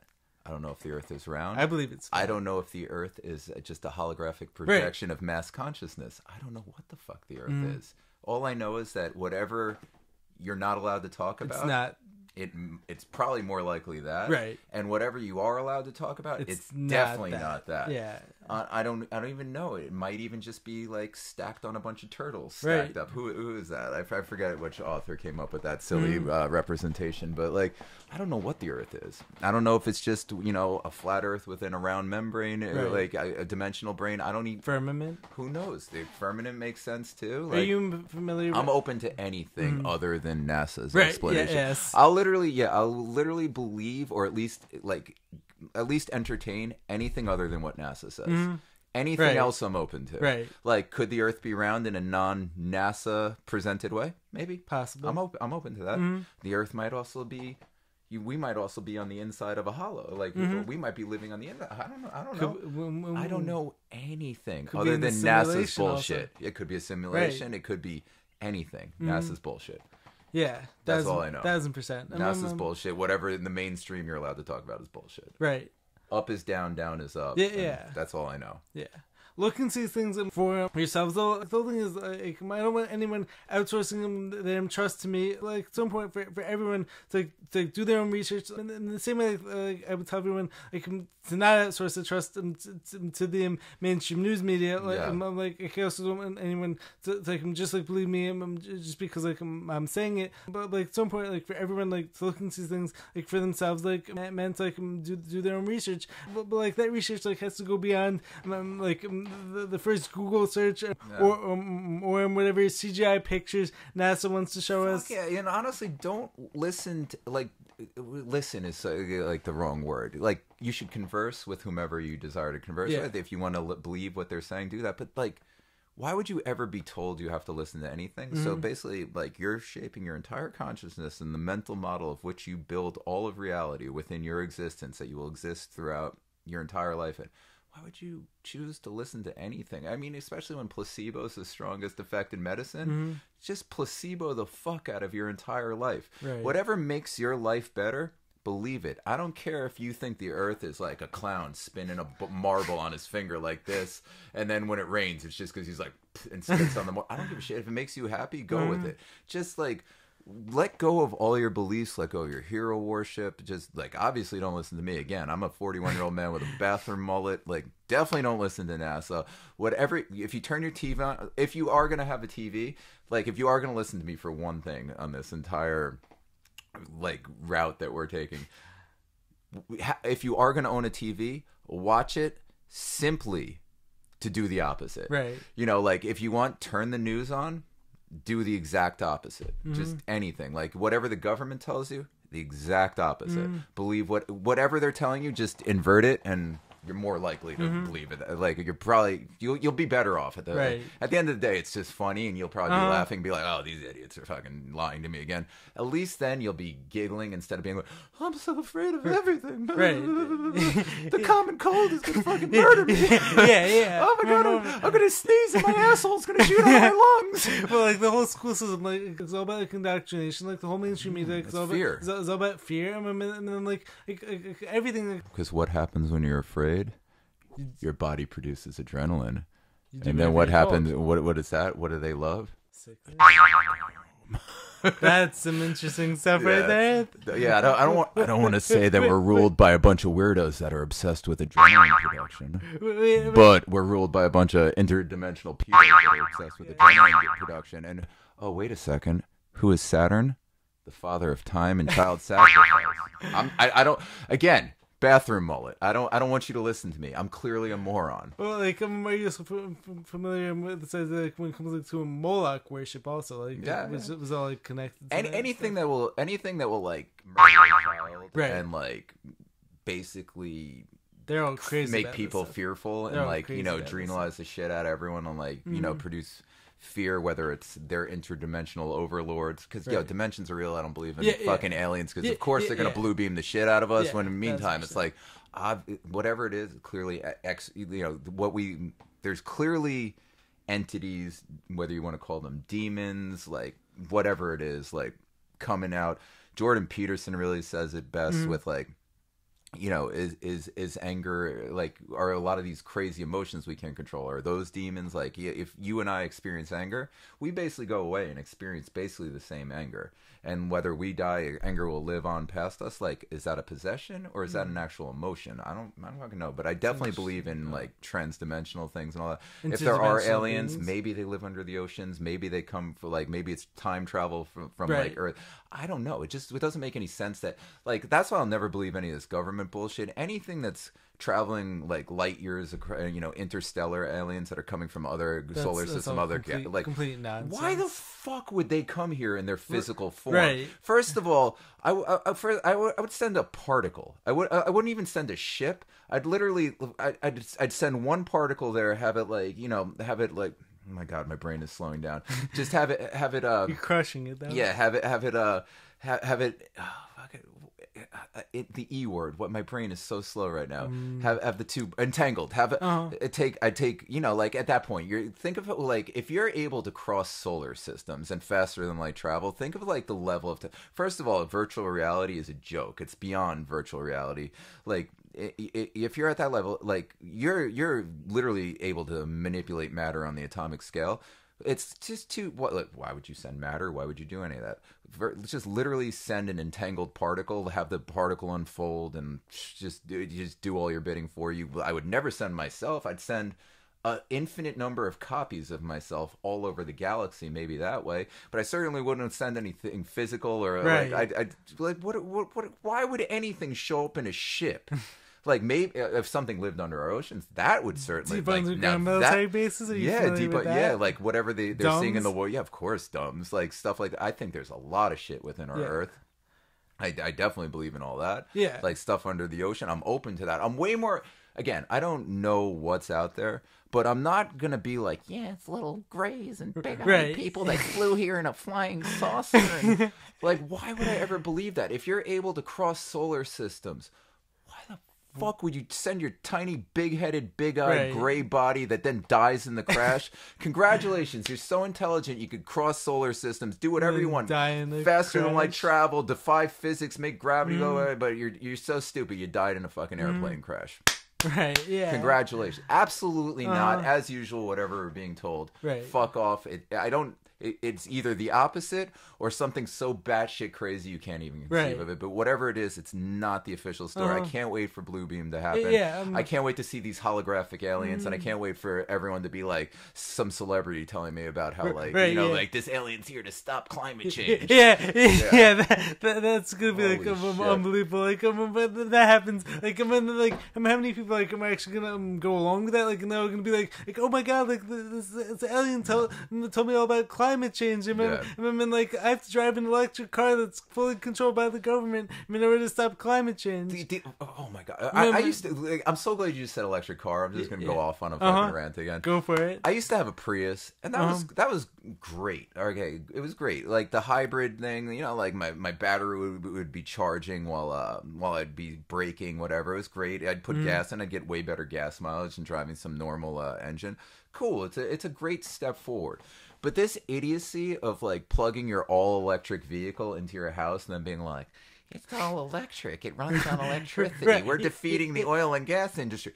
Where the fuck do you think? Where do you think your power is coming from? Yeah. Like, what do you think? They're pulling electricity out of the atmosphere? Like, come on, which they probably should be doing. Speaking of it, it's like, they're using coal and oil. Yeah. Like, speaking of it, it's like, are you familiar with, like, when it comes to free energy? Yeah. Like so some of these old world buildings, there's definitely these types of, like, antennas and stuff. Like, which would definitely be used for free energy. First of all, like, every single living thing on this planet is an electrical being. Right. You and I are electrical beings. 1,000%. We're both producing electrical fields, toroidal fields coming out of our hearts. Frequencies. Again, I don't know anything. I'm just regurgitating what I'm told, but it certainly rings true internally. So that is the placebo I'm going to live my life by. I'm an electrical being. I can, like, if you want to believe in auras, I can certainly see auras. Like, like, you can certainly see a faint electric glow off things. Like, I see it all the time. Like, we're electric. There's if we're all electric and literally everything, trees are so electric, like the aura that goes up into the sky off trees and stuff. There's electricity everywhere. we gotta burn coal and oil to produce electricity and then charge our electric vehicle just so that, you know, like, there's enough child slaves digging lithium for all of us rich assholes. Like, and we're defeating it. Meanwhile, there's some poor kid with no hand digging up the lithium, like poisoning the earth, destroying that. And meanwhile, it's like, okay, and great, and you're still burning coal and oil, and you've defeated nothing. So congratulations. And the less coal and oil we use, most of the world starves. But then also, like, how many people don't even believe in them? So like, I'm probably gonna have to like cut this way out. Like chemicals. Oh, now they're saying it. Now it's open. It's open again. The weird, crazy conspiracy theorists. Yeah, I mean, but the interesting is, like, this one other guy. Of course, they're putting aluminum dust and shit like that in the wait. Obviously, do you not realize your government wants to kill you? Like, what about our government makes you think like, oh, they're not trying to kill you? What about government in the last 100 and some odd years makes you think, oh, democide, that never happens. No government has ever killed people. Bombing. It's the number one cause of death in the last 150 years is just governments killing their own people, killing everyone they can kill. Governments kill people. Do not trust government. They're most likely going to kill you or get you to kill someone else, or at the very least, be okay with killing someone else. Governments are dead. Don't listen to them. Like, holy shit. Like, oh my god, like, what? Like, how does anyone ever trust their well-being to the government? Right. They kill others, or they kill you? And then also, like, especially, like, within, like, the past, like, few years, like, my government literally locked us in our own houses. No, they didn't. They protected us. Yeah, right. And again, I don't want to make light of anyone who suffered from that. Yes. You know, basically anyone who is... Like, totally anyone who totally wasn't purposely killed by failures in the hospital, anyone who totally wasn't killed by remdesivir. Fauci strikes again. Exactly. Like, oh my god. AZT. Oh my god. We could have been taken like some different directions. Like one other thing, like I want to bring back earlier. You were mentioning, so like when it comes like to like the shape of the earth, and then like you were also saying how whatever you believe, like as long as that belief benefits you, believe it. Go with it. That's why I don't get like why so many people like hate like whenever I bring up like a flat Earth, or when I bring up like land beyond Antarctica. Like meanwhile, like, because most people aren't conscious, right? They're thinking thoughts that are not their own, that have been put in their head by programming, which they refer to on the TV as programming. Right. They literally tell you, because again, karmic television. Yeah, it's out there. Television. You're being programmed when you watch programs, and those thoughts are not your own. And that's why people get so upset when you go against the programming, because they're also your condition. Look at what happened in the last 3 years, where anyone who went against the programming, ooh, how dare you? There's no greater sin than to go against the cult. Right. I mean, then also, obviously, also like a lot of people like don't actually know my whole story. Yeah, that's crazy what you told me. Like how like I was actually affected by the whole medical and industrial complex. Like once again, like as I said in the past, I wouldn't trade anything I went through like for anything. Like one of the reasons like why am I actually got like I'm awakened like to this whole truth like was because like I was actually one of these people like who was adversely affected by that whole system and stuff like that. Like so when people like hate on me like for questioning these things, like it's just like chances are like they've never actually been directly affected by any of these things, but like to like turn away people's direct experiences like it's just like disrespectful. Like crazy. It's like crazy. Like whenever like someone came out like the past like 3 years, even like talking about like one of their injuries to one of these pharmaceutical products, like and like whenever and then everyone would like attack them and say like oh like and that can't be true. This product is safe and effective. You have to trust the experts. But like, how many people like actually looked at like the ingredients that are in these things? Like when you actually look at like the heavy metals, the like Right. And so like how many people that like, totally isn't in there. Stop being a fascist. Yeah. So do not be such like, a fascist. how many people like actually like how many people like actually take the time like to look at like the ingredients like like anything like they're actually putting into their bodies, that like comes back to this whole like trust the experts. Like the government would never approve of any GMO foods, and they're gonna like affect my health. And you know what I think what it is too is because we personalize everything. Like, right. I can be like, fuck the medical industry, fuck the medical system. That's not me saying fuck the doctor. It's not the exactly. Like, at the very least, yeah, sure, there's plenty of corrupt doctors, but like at the very least, most people are going to get into this because they want to do good, but maybe they mess up because what are they taught? They're taught by the medical system. Like, of course, yeah, like most people want to do good. 9 years of a medical indoctrination. I truly believe most people want to do good. Like, when I'm like, fuck the government, I'm not like, yo, screw every single government employee. Right. Government employee. Maybe government employees. 99% of them are I could be like, screw the medical system. Doctors, you're fine. You know, like, you're really trying. But like, speaking of it, so, like, even though like the whole medical system like messed me up, like also like I was also like saved and afterwards and by one of the doctors. That's what I mean. There's so both like, sides. There's people like, screw the medical industry. Thank God for doctors. Yeah. You know what's funny? Like, just to going off on another topic to bring it back around, the Hippocratic Oath. How do you perform an abortion and uphold the Hippocratic Oath? Right. Like, that's weird. That's a weird one. And also, like, in the same breath, like, how do you give people experimental? At the very least, toxic. But at the very least, we can say experimental. It was experimental. Still is. But then also, like going along the same lines, don't. That's the answer. That's how you do no harm. You don't do it. Right. But like a lot of these people, like on the one hand, like a lot of them, like either don't realize like the harm, like they're doing more. On the other hand, when you think about like, or they're afraid of being punished for not going against the from system, because speaking we out. watch people get some serious issues. Right. How many people lost their medical licenses? Which is a great reason. Which is another great fear tactic, because when college is ridiculously overpriced, and you got like $300,000 in medical degrees. Exactly what I was gonna say. Yeah, you got $300,000 in medical degrees, and they're like, you either do this or enjoy that $300,000 with no way to repay it, asshole. Exactly. Like, it's awful situations that like people are put into. It's just fuck the government. Yeah, like, yeah, that's honestly the best way to say it. Yeah, just fuck the government. Like, screw the media, screw all of this stuff. Like, just love people, love the individual. Right. Like, stop this groupthink shit, this divide and conquer. It's almost like you should judge every individual on their character and nothing that identifies them as a group. Right. Like absolutely nothing. And then while you're at it, maybe like try as hard as possible to separate yourself from any group categorization that you can be put into. Like going along the same lines, that's like one of the reasons like why these labels actually hold so much like power. So like everyone's like always convinced like they actually like have to like hold on to these labels like for the rest of their lives. These labels are just there because like people, unfortunately, because of the system they're in, being in school, being in it's just to prevent them from developing themselves and being unlabeled. Just being, what is your label? Whatever the fuck I want to be. That should be your label. That's the only label that should be on your chest.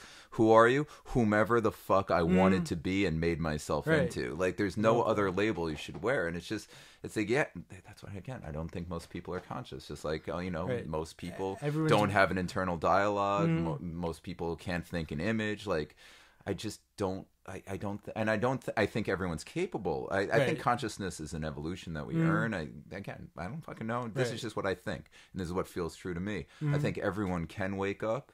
I think everyone has superpowers. I think everyone is a resting super being. I think everyone is at heart, they want to be good. I don't think there's any child born evil. I think it's all the conditioning, the programming, and the experiences that everyone unfortunately has to suffer, and these traumas that make people into them. And like, it's just crazy. We could all just be like super conscious super beings, but instead we're all just walking around like Put it in my arm. Put it in my arm. Test it on me. I want a slice of pizza. Give me pizza. Bill de Blasio, I want to watch you eat French fries and a hamburger. And be like, oh, it's so good. Are you kidding me? Craziest things I've ever seen. But like, how many people like didn't even question it? Yo, it's like you could have been a conscious super being, but unfortunately, like through horrible circumstances, and I love you and I feel bad for you, but now like you don't even own your DNA anymore. Now unfortunately your DNA Pfizer or Moderna. Like check the Supreme Court cases. Like check the cases. You do not anymore. You are not a living human being anymore. You are now a product of one of these companies. Like in patent number 60606, I think it was, or something like that. Like, we probably can't even transhumanism is here, people. I'm like, a lot of you fell for it. Like I'm still a human. Like I'm not sure like whether this is gonna like take us off like I'm like a whole other tangent. Like I actually think like this whole transgenderism thing like, is actually pushing us like more into like the whole transhumanism agenda. It's also the next level of kill your baby. Now right. It's like I think anything that like I think you should be whatever you want. Be whatever you want. I fully agree with that. Again, I'm a grown ass man with a bathroom mullet with hair that goes down to my mid back. Half the time I'm in like you don't know what to think of me. Like I'm probably more gender fluent than half the people who identify as non-binary. Right. No, you know what I am? I'm just a man with a personality. Exactly. Like that's it. Like I'm just I'm a man. Nothing will ever change that. Like God created me as a man. Right. I accept that, and you know what? Because I have personality, I like to do aerial ballet in small pink shorts and have long hair and do whatever the fuck I want to do because it doesn't define like. I define who I am, not your perception of what I'm doing, not that. I define that. And why would I ever change your language and make you refer to me as something else? I don't care what you refer to me as. That's why I laugh that half people call me Nick, because I care I care what I call myself. You know, like I don't give a shit about that. And also, like, if you are gonna fuck with pronouns, like, no offense, I love all of you. Be cool, be whatever the fuck you want to be. Yeah. But at least don't commit the sin of being like, if you're a singular person, you are an it, you are not a they. Like, they is multiple people in pronouns. It is singular. Yeah. Like, just be that. But also, don't force anything on other people. Exactly. Don't force someone to call you whatever. Don't bastardize language. Don't do any of that. Be whomever you want and leave everyone else the fuck alone. Exactly. Just like everyone should be whomever they want and leave anyone alone. Like, you don't agree with someone, leave them the fuck alone. They don't have to be in your life. Like, it's cool. Like, just let people be. As long as you cause no harm to them. Exactly. So like my whole like philosophy has always been essentially live and let live. Live and let live. So like I have no issues with anyone living their lives like however they are. Like I don't like how like the government like is forcing things onto people. It's crazy, and like I feel bad for the kids. I feel bad for everyone who goes through this. Same here. Who's going through this, because it's like, okay, so like I'm not a traditional man. I'm not like, I don't identify with most. But why does that mean that I'm somehow not a man or somehow less of a man? Yeah. Like, I can be whatever I want. I could wear a dress tomorrow and I'd still be masculine and strong. Right. Like, I or I could be whatever the fuck. Right. Like when I'm with my son, I'm a mom half the time. So I'm like, I think of myself as mom. Like that doesn't change my man. Like I don't have to identify. I'm me. I can be whatever. You can be whatever you want. You don't. Why would you have to then label yourself? Exactly. It's again this every time you put a label on, limiting labels. Labeling is a label is nothing more than a cage. You've put yourself in a cage. Right. Congratulations, you're trapped. And now you have to be your label. You have to be this. Like, I don't care who. Like, just be you. Do you and stop making it so. And also, don't be so fucking boring. You know, like, like have more to you other than like whatever label you want to put forward. Like, don't like, that's the other thing I feel bad about. Like now your label is that you're non-binary or you're this. Like, you are so much more interesting. Now you're just non-binary. exactly. So that's like definitely one of my main issues. Like when it comes like the whole like pronoun thing. Like so, like, how many people like am I like only identifying by those things now? But like humans have so many more capabilities. Like everyone has like these like superpowers. But like now you're essentially boxing yourself into this one label, which is obviously being done deliberately. Like to keep us like weaker. Yeah, like you are weaker, sicker, more. You are an unlimitedly powerful super being with superpowers and capability of super consciousness. And if you want to be androgynous, you want to be fluid in whatever you're doing. You want to be all of these different things. Express yourself and customize your life and become as great and as complex. I really truly believe that we're put on this planet to create nuance. I think God, or like in God, I in no way, shape, or form think it's like it's the endless consciousness, and everything amounts to God. And your job, like at least in my opinion, is to create nuance. So of course, with yourself, make yourself as spectacularly complex as possible. But don't label yourself, and don't make other people join in your vision of yourself. Like, I respect you, but I don't have to. Like, I'll love you for, expressing yourself, but I don't have to. Any more than you have to agree with me, respect. You don't have to. You can disrespect me. Hopefully you troll. I don't give a shit what you do. You touch me, that's a different story. Yeah. That's my job. I can't touch you. Like, people can be mean to you. People will be mean to you. Like, that shouldn't matter to you.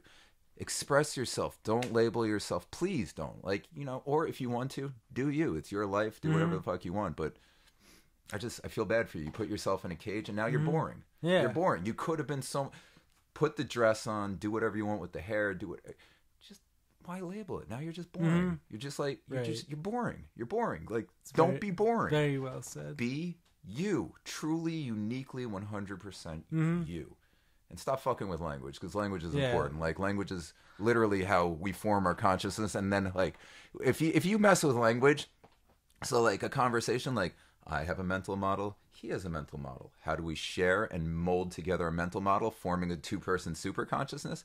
Through language. If language doesn't mean anything, we're just birds chirping at each other, and then we're fighting with each other. Well, it's no surprise that the people who get most angry about all this stuff are the people who destroy and bastardize language, because that's what happens. You fracture your consciousness and your ability to communicate with others, and then when you can't communicate, everyone is an outsider, everyone's a foreigner, when in reality, we could have just been like, I could love you, I could be all this, and if we had a conversation, there's no way we'd still be butting heads at the end, because that's what you do. Whenever you talk, there's nothing more powerful than create a mental model, put it out there, create a mental model, and create like this weird super consciousness between you. You'll always be closer that way. Everything will be better. But instead, you put a label on, no, words don't mean anything, and you fucking hate everyone, and you're a victim, which is another thing. Like, why would you ever want to be a victim? Like, crazy. People are proud of their traumas. We all have traumas. We all fucked up. You don't want to be, I mean, you should be, first of all, you should be proud of it, like overcoming it.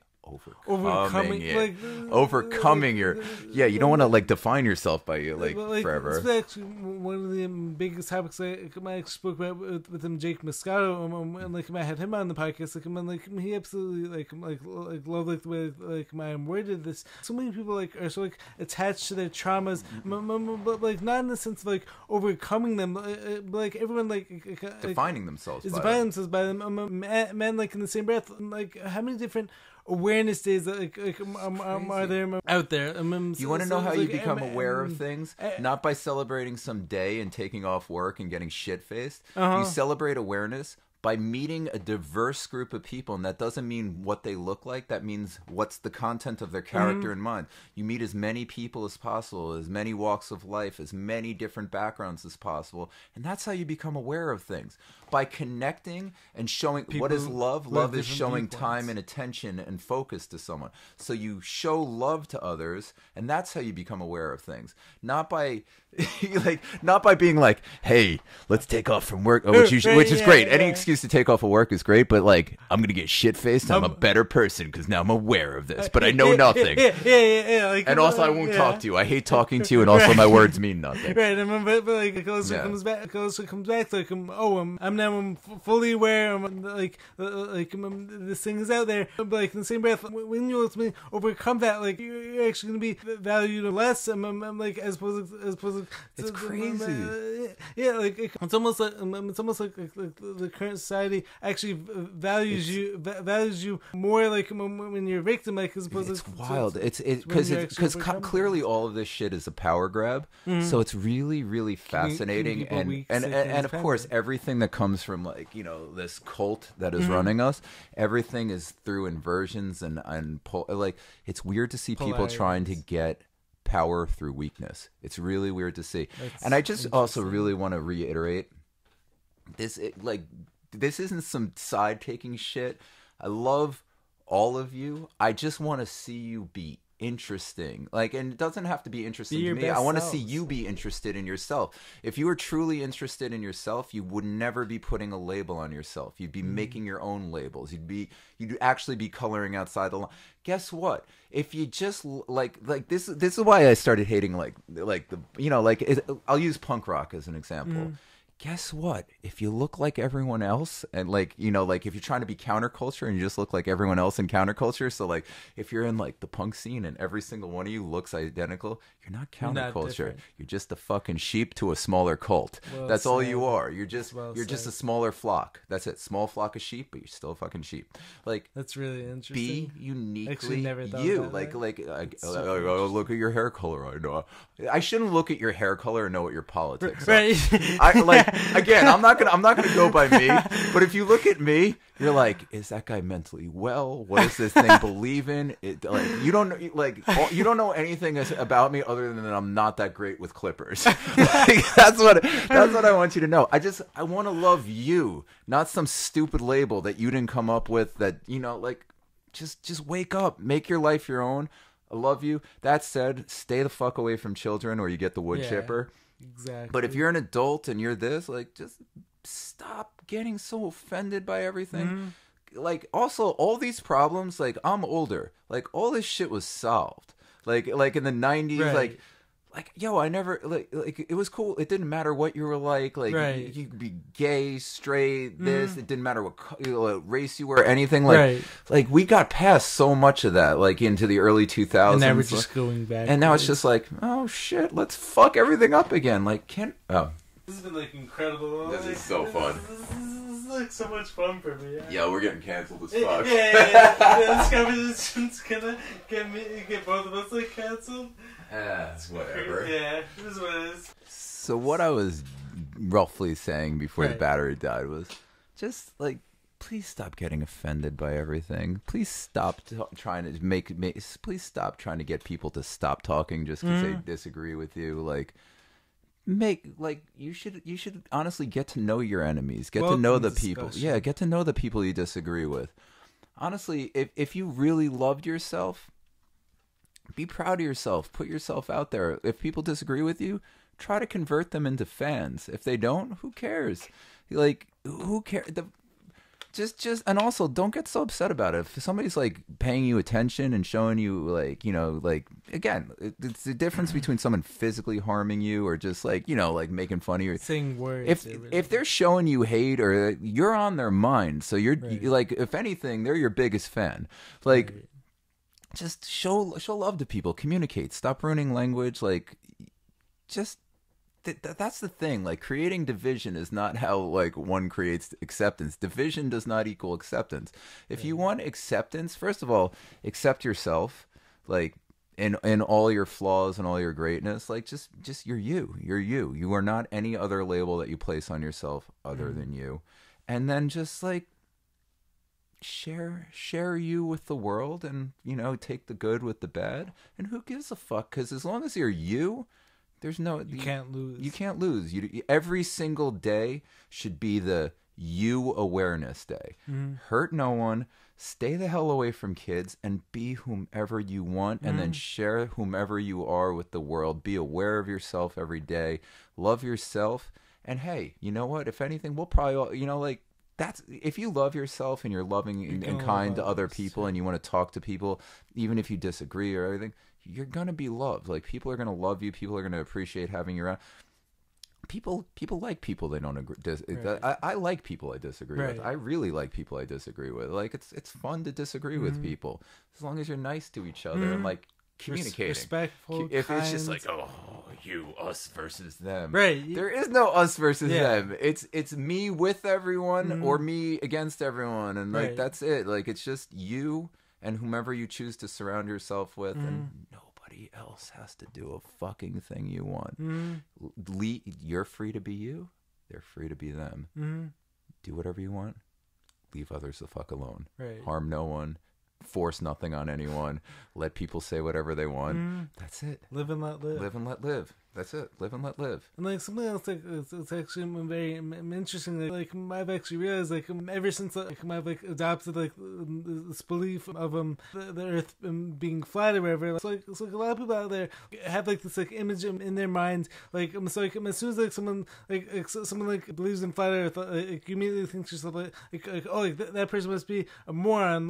That person like doesn't think for themselves. But like what I've actually realized, like ever since like I've like gone down this whole rabbit hole, like flat earthers like are actually like oftentimes the most critical thinkers. Like I mean they're actually the ones like who've actually done the most thinking for themselves.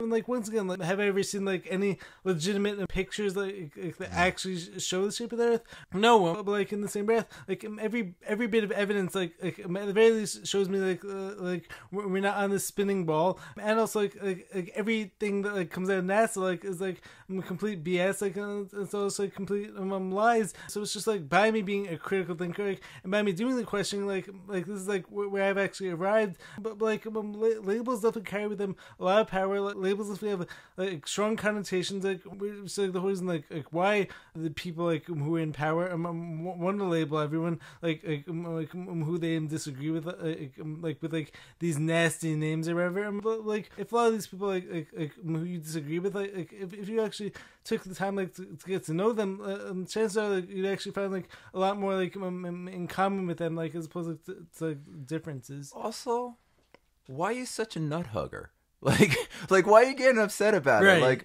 Like what are you, like the hall monitor? Right. Like who gives a shit if somebody disagrees with the narrative? Right. What are you? Why are you getting so upset? Like, have you ever been to Antarctica? Are you Antarctica?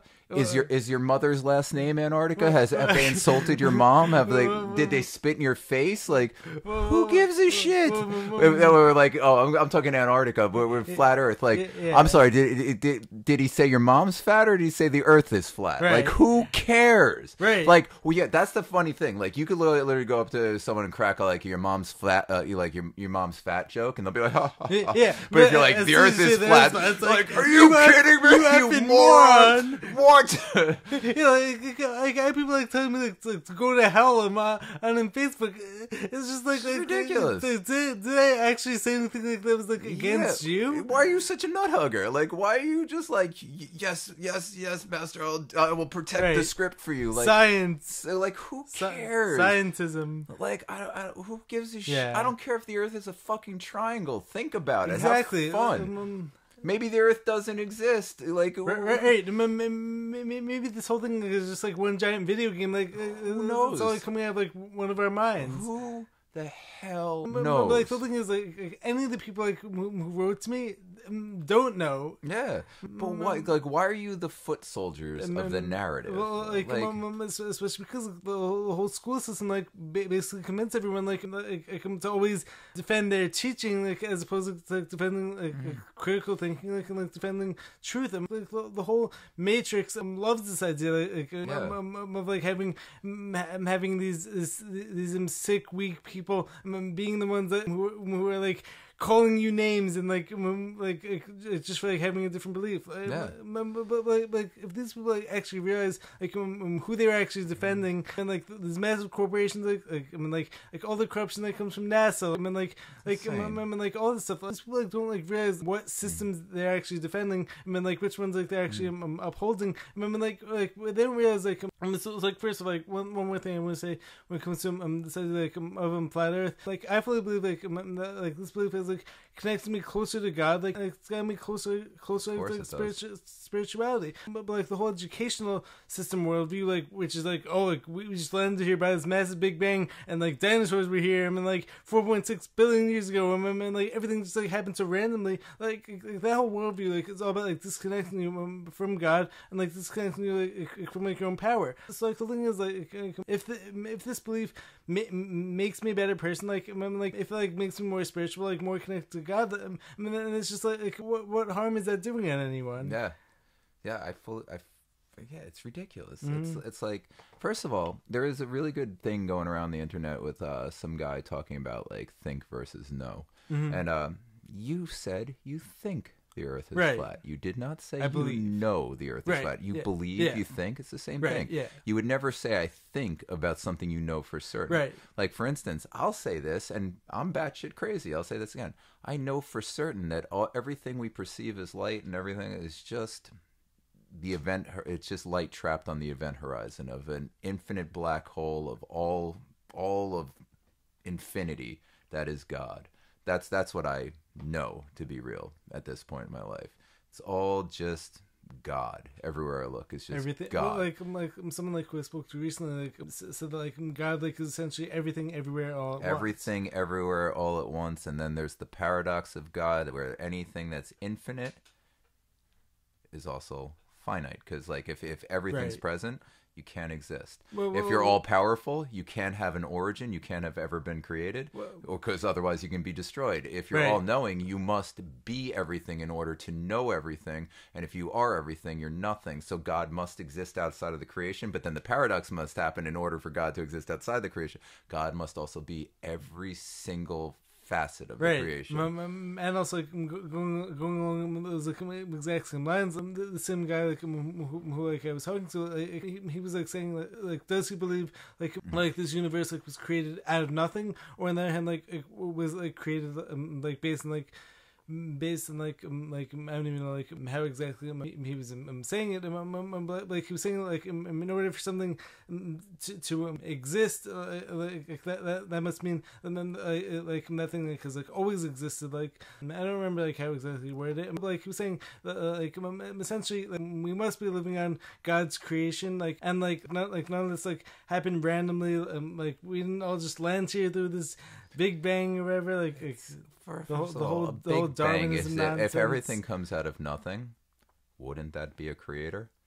Darwinism. Let's say you're evolving, like, and like changing. I think Darwinism is complete nonsense. I think it's complete bullshit too. But also, like, wouldn't that also imply a creator? Right. Because what you're telling me, there has to be entropy led to this. So like, I'm going to drop this glass on a table. It's going to shatter. And not only is it going to reform itself as a glass, it may also just reform itself as a television. You know, that's made of glass. Maybe it'll be your freaking Apple computer. That's what it's going to build itself back into. Like, so first of all, like, if it has to be a creation. Whether, like, first, I in no way, shape, or form think that, like, we come from monkeys or anything like that. I don't think that either. But even if we did, wouldn't that also imply a creator? Like, we have code. Everything has code. We have DNA. We have code. Okay, there's clearly a coder. And also, if you don't, if you think there's no God or anything, why the fuck are you talking? Like it's just atoms bouncing around in your head. Like, why are you talking? Those aren't your thoughts. That's just entropy. That's chaos in your head bouncing off your skull. Like, science explains that way. Yeah, like, so either open up to the thought experiment, start like thinking there's got to be some kind of creator, and you were created for a reason, and like, you know, you have this code that carries all your genetic lineage from the dawn of time. And guess what? We probably all do. If we go back to a common ancestor, that's even more powerful, because you literally carry the code of some form. You're connected to every human being that ever lived. Like, that's all I know. The only thing I know there's a God. Yeah. And basically everything else I think. Right. Like, I think. Like, I don't know. Like, is the Earth flat? Here. I don't know if the Earth is flat. Right. I know there's a God. Right. Is the Earth flat? I don't know. I don't know what the Earth is. Yeah. I don't know. I don't know. Yeah, like, it's honestly extremely well said. Yeah. I don't know anything. I don't know if this table is real. I don't know All I know is there's God. Right, I mean, there's a God. That's all I know. Like something I like say often is like the only thing like I'll ever know with 1,000% certainty. Like is like I actually never know anything with 1,000% certainty. But like the one thing like I do know is God. Obviously we all like our senses and stuff. Like we all feel certain things. We all see certain things. Like as you were saying before, could this all just be like one massive projection?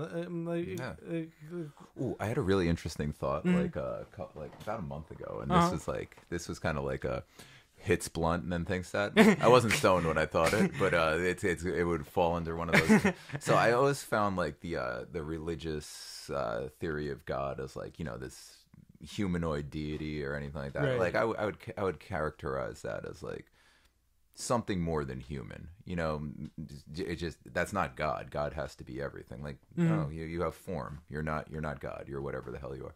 But like, this is interesting. So the only way that God, as in the creator of this entire universe, could actually be like a humanoid or like a deity type form is if we were living in a simulation. Whoever created the simulation could be a humanoid, could be some kind of other thing, but that would be a real thing. But then that still wouldn't trump God. It wouldn't transcend actual God, because that would still that coder would still have to have been created by an all-powerful everything, the infinity of all, and that would still be part of God. That's really interesting. But that's the only way that that's the only way that a humanoid God. I was thinking about it, like how could a humanoid God actually exist? And it's like, if there is like a simulation, whoever coded it could be a humanoid, could be an alien, could be whatever like traditional religion defines it as. It could be a Ganesh, you know, it could be an elephant, it could be something. That's whatever could have coded it could technically be the actual true creator, coder, God of that universe. But infinity still contains all universes, all realities, the infinite realities within one universe. Like, so like it would still cancel out, but in that one existence, in that one dimension, in that one universe, there could actually be a God with form that is limited and not truly infinite. That's insane. Yeah, so like that's something I thought that's of. Some crazy so like stuff. the whole traditional man in a white robe with a it could exist, but only in that scenario. Well, I don't want to say only. That's the only scenario I could conceive of. That's interesting. Yeah, but still, that wouldn't be God. That would just be the God of that one universe. That is still governed by infinity. Interesting. Yeah. All right. And then, so anyways, like one of the like, last topics like I wanted to get into like for this podcast, like before we start like wrap things up. Accidentally babbled about it before. Yeah. So like, especially because like this topic like probably got me like the most hate like that I've ever gotten on social media. So weird. It's such an innocent topic. Yeah. Like the way like it brought up was so like genuine, asking questions. I mean like I didn't say like oh like you're a moron, and if you don't believe me, or more like I didn't say like oh these people like are awful, but like I simply just asked the question. The way like I worded it like was why can't we go to Antarctica? And so like my understanding like the way I worded that like maybe in like overly absolute like especially because like this is an interesting thing like, when it comes like to Antarctica. So like the whole thing is like if you try to go to Antarctica, like they're either gonna take you to see the penguins, or they're gonna take you to one of two islands. One being Rothschild Island, the other being Deception Island. Yeah. Anywhere else beyond that, you are not allowed to go there. Try it, test it out. I had like so many people like writing to me, saying to me like they've all been to Antarctica, like they all know someone like who's researching Antarctica. But like the whole thing is like the research like Admiral Byrd like as well as Captain Cook both showed us like was like Antarctica is massive. So like, Captain Cook charted 60,000 plus miles like of Antarctica. I mean, like he still was not able to find like any opening. I believe like he was like looking for something like that. And then like Admiral Byrd like actually encountered some like interesting like other communities and that were like out there possibly. Right. But like by me asking these questions, like I'm some crazy moron lunatic, I'm not driver or whatever, but like you know what, like they're just protectors of their programming. Exactly. Like I'm gladly accept those labels. Call me whatever you want. But like I'm always gonna be seeking truth. Like if doing that like is unpopular for me, then like so be it. So like my question for you is, what do you believe is happening? What do I believe? Okay, well, for certain, what I will say first is what I know. I know Antarctica is just not a bunch of ice and penguins like they tell us it is, because everything they tell us is a lie. Right. And anything that gets people all butthurt about shit that isn't personal to them is generally a lie put into their head. Programmed. Yeah, it's programmed into their head. So what is in... I don't know. Could it be an entrance to Hollow Earth? Absolutely. Could it be an ice wall to like a larger Earth than we know of? Could be. Could it be where the firmament starts? Could be. Could it be the pathway to another dimension? Could be. Could it just be ice? Possibly. Could it be ice with civilizations that we don't know about? You know, remnants of those civilizations still existing? Could be. Could it be different species that we've never encountered before? Could be. Could there be temperate regions? Could be. You know, like, could, same thing for the North Pole, too. Like, I don't know, you know, like, who knows? Is there the mountain on the North Pole? Like, you know, like, I forget what the name of that fabled mountain is. Like, I don't know what's going on in these places. All I know is I've never been to Antarctica. And people get really butthurt about it, and you're crazy. So I definitely know it's not icebergs, penguins, and research facilities. Yes. And it's really weird that every single government on the planet was just like, yeah, you know what, fuck it, we won't go there. Yeah, totally. So Will you agree on anything else? Nope, nothing ever. The governments don't agree on anything. But like this one thing, like, no, it's just that. The whole Antarctic Treaty. But like everyone's calling me crazy. For him thinking like it's bizarre like, that every government agrees on this one thing. Like in the same breath, like they don't agree on anything else. It's just so like I like it when people talk shit about like you're super. It's like okay, cool. Like, thanks for letting. Look, you should like when you talk like that. Do you understand that you're essentially just like you're a NASCAR driver? They wear jackets with their sponsors. When you get butthurt about shit that's not about you, you're just showing us who your programmers are. That's not going to affect me. Like you're just showing me who put the dumb shit in here. That's again going back to like people getting offensive and being so like don't get offended by other people that get hurt about shit that doesn't affect them unless it's physical or something like that. Like all they're doing is exposing to you who put that dumb shit in their head. So true. Like that's all they're telling you. They're telling you what's wrong with them. They're not telling you you're wrong. They're saying I have this problem and it makes me lash out against you. You know, like if I were to be like, you fucking idiot, what do you mean? Antarctica? Like, oh yeah, it's an opening to a continent beneath the ice and there's a whole other hollow earth in there, which is literally they're finding like mountains and everywhere and you're an idiot, blah, blah, blah, blah. You know, it's like all I'm showing you is like, I like the needles. Oh my God, I'm afraid. Give me McDonald's. I need my McDonald's. Like it's just like that's all you're saying. Like you're not saying anything mean to you. Like every one of those comments. Could you imagine being a foot soldier of propaganda? Right. Could you imagine if like first of all, they're helping your algorithm. Right. They're helping your engagement. That's true. First of all, they're also like, oh my God, I can't stop watching this moron. He's so stupid. I just want to yell at him. And like, just imagine you're a fucking stormtrooper.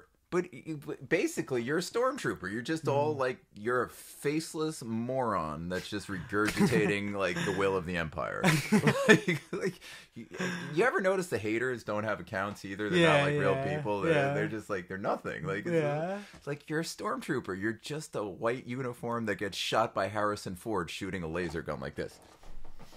You ever notice how did Harrison Ford ever become like a man's man or a manly man? Like if you go watch Star Wars, Indiana Jones, or any of that stuff, he holds a gun like this and shoots like that in all of Star Wars. And like, but I used to love like Air Force One or whatever, that movie where he punches the guy in the face. He's like, "Get off my plane!" and he throws the punch like this. He's just like, dude, how are you the definition of early 80s to like early 90s masculinity? Like what? That's like crazy. You shoot. Like okay, that's my Harrison Ford hate for a minute. I'm sorry. It's very funny. I don't understand him. But like, anyways, like you actually brought up like a very interesting point. Like, which I was like actually pondering over it the past like few days. Like when I originally started getting these comments, my first thought was like try like respond to them nicely, and then like try like, and then but then like the whole thing was like a few days ago, like I was just like reading through like every comment and like however however nasty it was, and like I was thinking to myself, I don't have to expose these people. These people they're bots. They're not people. Stop referring to them as people. They're fucking bots. Now that said, if somebody says something negative and disagrees with me, like, you know, if somebody like has a problem with something I said here, and they actually want to talk about the problem, oh my god, that's amazing. Like speaking, it's like I did receive 2 or 3 messages from people like who legitimately wanted to know why I believe what I do. Like these people, yeah, that's amazing. I love communicating with that. That's beautiful. That's what it should be. Like, I'd rather hear that I suck for a really detailed reason than I'm awesome for absolutely no reason. Right. Like, tell me I suck and give me like 5 bullet points why. You'd be like, oh, you're awesome. You told me nothing. Doesn't help you. It's useless. You're just a positive bot. There's negative bots and positive bots. And like, it's all the same shit. Like just dialogue. Communicate. Good, bad, ugly, communicate. Get to know people. Like, love people. Celebrate. Talk about ideas. Don't get butthurt. And also, don't get overly excited about people. Like, don't be like one of those Redditors like, ooh, I want a pupper. Oh my god, puppy. The dogs are amazingly cute, but like, yo, maybe that shouldn't be your whole idea. You know, there's people that just are like, oh, they're so excited about everything. Like their whole like identity gets like tied into that. Be you. Stop being a fucking bot. Yeah, and it's all coming back to like everything like you were saying before, like which is like we're all like so much more. Like this like one belief, or even like this like one label. Like it's like one of the reasons that like why like even though like I believe in flat Earth, and like you could call me a flat earther or whatever. And like in the same breath, there's so much like more to me, and there's so much more to my whole like belief system. Like it's like just label me as like one thing. Like when I have like a million more things like to me. Like I mean, like chances are, even if you don't agree with me like on that, like chances are like you're probably gonna agree with me on like 100 other different things. And so like that's gonna like find common ground. It's like you don't have to like hate people just because and they have like one belief that's like different from yours. And also, you don't have to love people just because they have one belief that agrees with yours. Right. You don't avoid all labels, whether it's a good label or a bad label. They're all cages. All have to go. Like if you're we just went over. You know, if you're saying meaningless negative shit, you're a bot. If you're saying meaningless positive shit, you're a fucking bot. There's only one thing. You can love and communicate with people that you choose to, and then just let the other people just be. And like honestly, like just if you like avoid labels, avoid meaningless bird chirping. Don't be a fucking bot. Don't put yourself in cages. Like, you know, like you might be a flat earther, but are you? Like, would you put your life on it? No.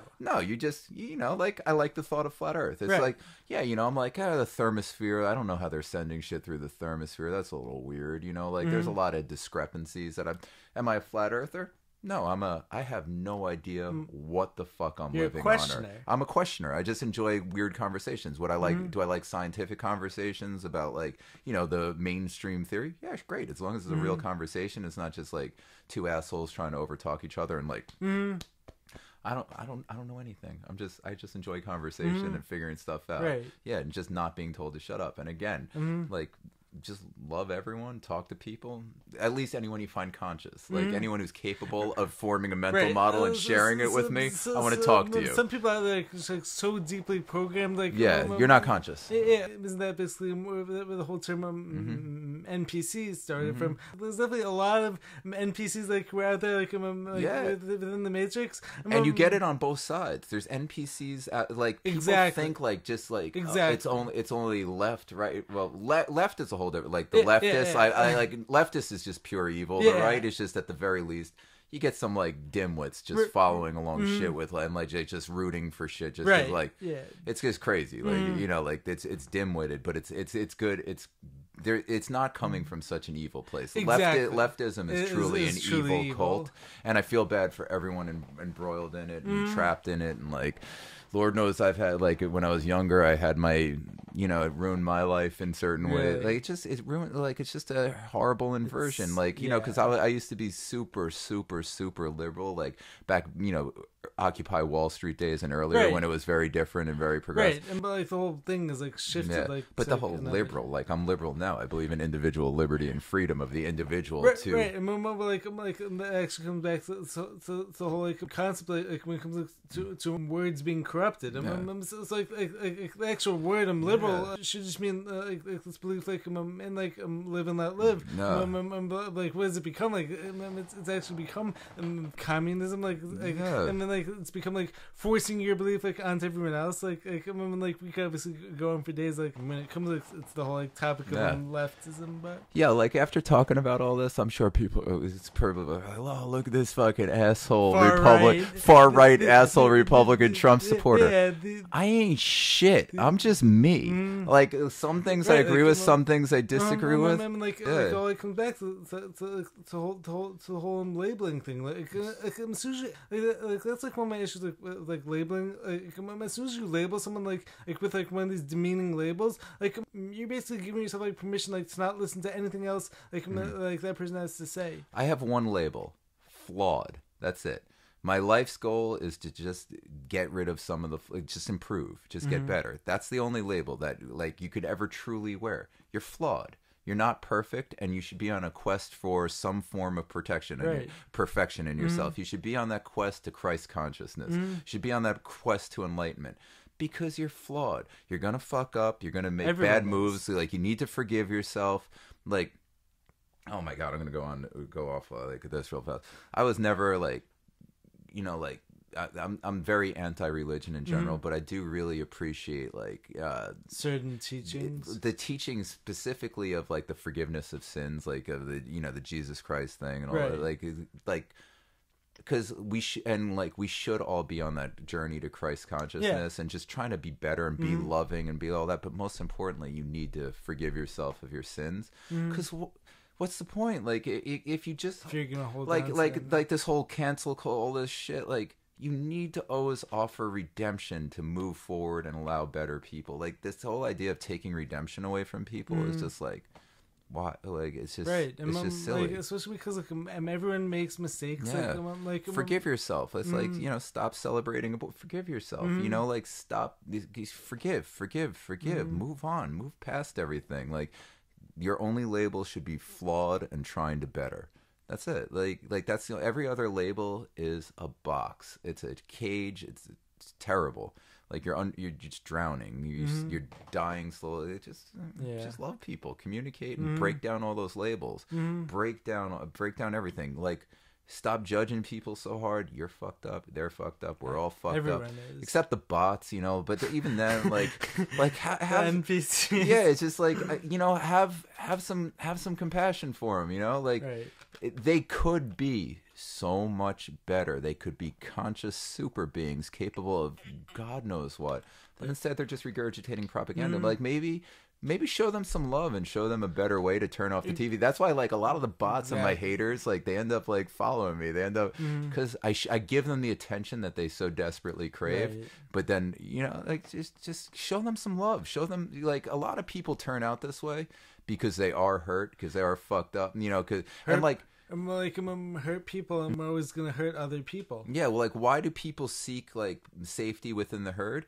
You don't want to be you don't want to be the lowest. You don't want to be most people seek middle of the herd, because you know that's the gazelle that's not going to get eaten by the lion. It's safest. Yeah, it's the one coming first might get ambushed. The one at the end, the slow motherfucker, that's the one they're going to take down. Like, so like the bots, the people in the middle, the average, like, compassion for them. Because it's only their fear of, you know, they're great. Projecting their they could be so great. They're just like, they're trying to bring me into the middle of the herd. They're trying to bring you into the middle of the herd. It's like, stop drawing attention. Don't draw attention. Please, let's hide from the fucking lions. But sometimes you got to look back and be like, oh, I am a lion. You didn't realize this? I'm just not killing you. I'm just not eating you. Yeah. Like something else like that was like interesting. Like, I'm so, as I was saying to, like I originally tried to like respond like with kindness. Like I originally tried to like show these people like love. Like I tried to like being nice to them, and like I was like thinking like by me being nice to them, like maybe they would actually realize like how crazy this sounded. But then like what happened was like some of these people like I guess like just like, can't be reasoned with. Like I have people like responding to me like so this one person even like said to me, I actually said to this person like, hope you have a nice day. The person responds to me like, I hope you don't. I hope you don't. Yeah, like.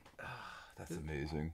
But like, meanwhile, like, what did I say? Like, it's like attack this person, like other than like attack their limited worldview. You know what the funny thing is? You might not have even been talking to a real person. That honestly might just be some like social media produced government sponsored bot. It really might. Like, speaking of this, that's actually become like one of my recent theories. Like, especially because, like, as I was saying to you before, like, so like, this one post got like 300 plus comments like on Facebook. I mean, like prior to this, like that might be the new way that they're trying to like attack your stuff. Just hit you with an army of bot down. Exactly. Like touch it. It's just like it's no different than you go to some like, you know, like influencer type person. They got a fucking million comments, and it's all just like, you're so hot. Like it put it all like slightly misspelled or something like that. It's like that's bot positivity. There's bot negative. Like, who knows? You know, like, I'm guessing there's no government sponsored. Well, actually, there is certainly government sponsored bot positivity. For instance, Biden's followers. Again, I'm not a Republican. Biden's an asshole. The camera's shut off. Fuck. Wait, no. Wait, how'd that happen? Oh, so there's no space on the memory card. Oh. It was like, all I have to do is just like delete like some other stuff. We're coming up on 3 hours. Dude, we gotta do a part 2. Yeah. So like I was saying beforehand, you got bot positivity, bot negativity. Like, just don't pay any attention to it. But like, this real advice goes to people in your real life. You know, like, show love to everyone and try to understand the people around you. Like, just if somebody's like, fuck social media, this isn't the real world. Somebody's making useless comments for good or bad. It's useless. It's bot. But like, social media, like, definitely could be used like for a lot of them good also. Tool, yeah. Like all these things, like, are the same tools. But like, you always want to be in control of the tool. You never want to let the tool control you. Because then you're just a tool bag. Exactly. Yeah, but like, just, I don't know, fuck the foot soldiers. Fuck them. Like, you stormtroopers, fuck off. Exactly. Yeah, like, I don't want to be riding with Biden in the Biden army. And again, I'm not some fucking Republican. I'm just, I don't know, maybe I don't smoke crack while freebasing meth, so I don't know what that thing is. I'm almost positive it's some dude in a mask playing a joke on us. I'm pretty sure this is all just theater to show us how ridiculously corrupt and stupid we are. And it's also like this way of like demoralizing us also. Of course. Like, this is the moron who's leading our country. Okay, congratulations. You're represented by that thing. Like, so again, don't think of me as a Republican. Don't put a label on me. Don't put labels on us. It's just I'm not a fucking idiot, and you have to be a fucking idiot to think that's a leader. And also, like, we're also totally free thinkers. That's what it comes down to. One more closing topic, like, I want to ask you about, like, when it comes to this stuff, like, is actually, do you think like there's any potential like there's actually numerous clones of these politicians? Absolutely. I agree. Not only do I think there's clones, but I think there's a lot of motherfuckers wearing masks. Like, I think actually a lot of people in general, celebrities. I think a lot of them have clones, and I think a lot of them are playing multiple parts. I think so too. And again, I said I think. I don't know. I think, and I would say don't come at me in the comments, but do come at me in the comments, as long as it's like telling me I'm an idiot for an articulate reason, and don't agree with me for no reason. He fully welcomes the hate. I don't give a fuck. Yeah. Honestly, I'd like to talk to you. Let's just have fun. Like, you don't have to believe me. I don't have to believe you. But yeah, they're definitely wearing masks, and there's definitely clones. 1,000,000% there's clones. There's not even a question of whether there's clones. Of course there's clones. That also like ties into the whole deep underground military bases. Like, it's like there's definitely a lot of like proof from shows like the government has been doing cloning for years. I'm gonna go with any concept that you're even remotely suspicious of, or like anything like that. I think you'd be better off to just assume that we're at least 50 to 100 years ahead of what you conceptualize. Exactly. Like, you get so much technology, like, the government like has like access to technology. It's like 100 years. Like, that's I think the best example is like drones back in the day. It was like overnight. It was like, drones don't exist, you stupid conspiracy theorists. And literally the next day, like, their kids were all playing with one. It's basically something when it comes to the weather manipulation. It's like for years, like we've been called crazy conspiracy theories. But like now you could go in like to geoengineering.com and like you can find proof of it. But, like, it's insane. Like for a perfect example, everyone's just like, I got my Chat GPT. Oh my god, I'm interacting with it. I hate to break it to you. If you're using that, I hate to break it to you. We're probably 100 years past that. The singularity probably happened in the 70s. Like who the hell knows? Like obviously not the 70s. I'm being silly, but like I'm sure that if you're using it and it's at a consumer level, I'm assuming whatever the real thing is probably 100 years past the consumer level. Like speaking of, like we're probably gonna have to save this topic for next time. Like one more. I'm closing. Let's go. My idea. And so like after this, like I want to go into like the speed round that I have like prepared. Like so, am I prepared? Like 7 or 8 like questions. Like, just like finish off like come on like a fun, lighthearted note. But in many ways, what was the question I was just about to ask you? What was the topic like you just brought up? Oh my god, my brain is dead. Now we actually might be idiots. Here it. I definitely have it here somewhere. Wait, were you talking about like cloning? Yeah, cloning. Yeah, we're talking about cloning. Wait, like, the AI. What's like anything that is?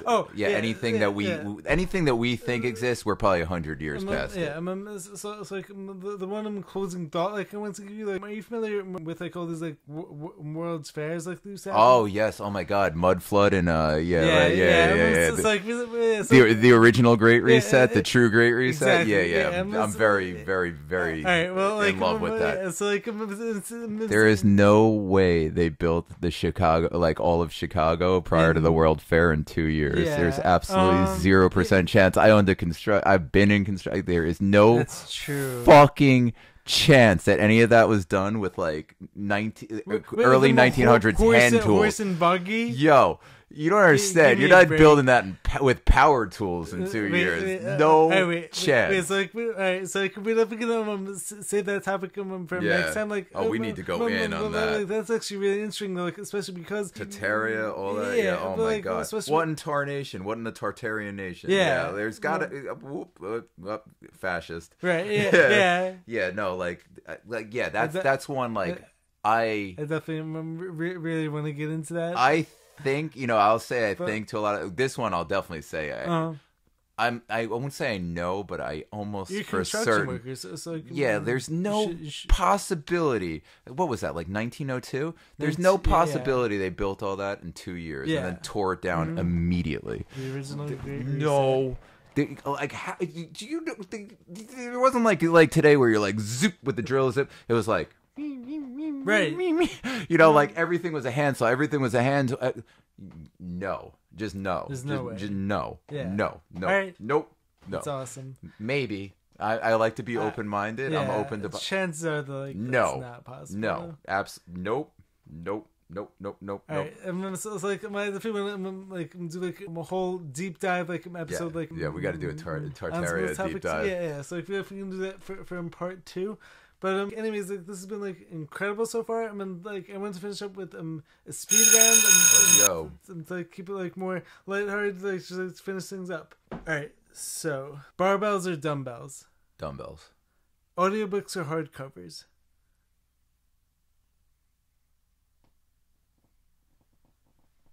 For consumption, both. For collection, hardcover. Favorite animal?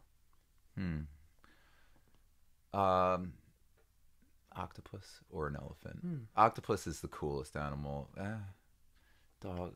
Humans. Humans. Favorite food.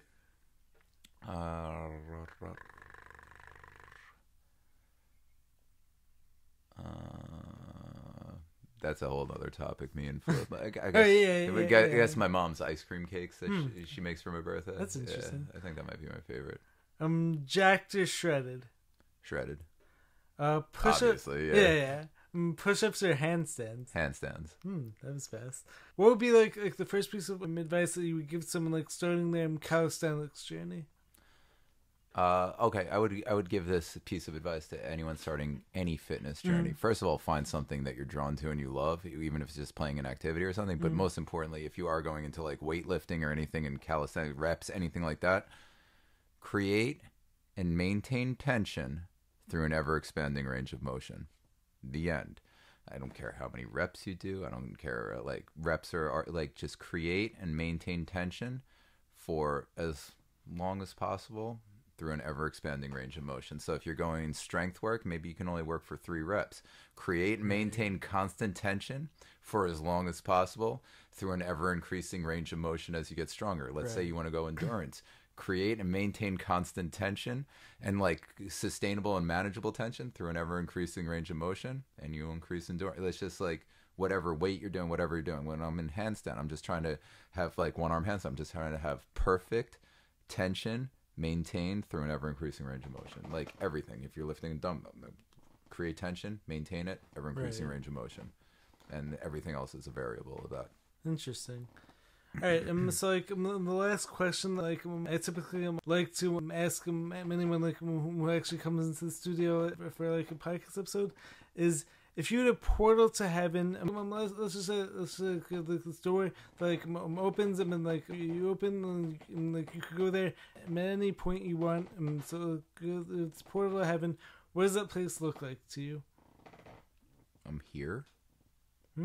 I do have a portal to heaven. We all have a portal to heaven. That. Like, why does it have to be it's like other places? Yeah, like if you have things, if you have love and like things that you can, and when I say love, I'm not talking like, oh, I love chocolate, I can just shove it in my fucking face. I'm talking like love is dedication, love is sacrifice. If you have things in your life and you can just chase things that you love, people that you love, create people that you love in this world, and show love, and which is again sacrifice, dedication, hardship, like, you know, like calming down, not showing it, like being understanding, like that's heaven. Like, and like at the end of the day, like, you know, like the people you love them because you can lose them. You know, the things that you dedicate yourself to, you love them because you've given so much of yourself, and they can be taken from you at any time. You love yourself, you could lose your life.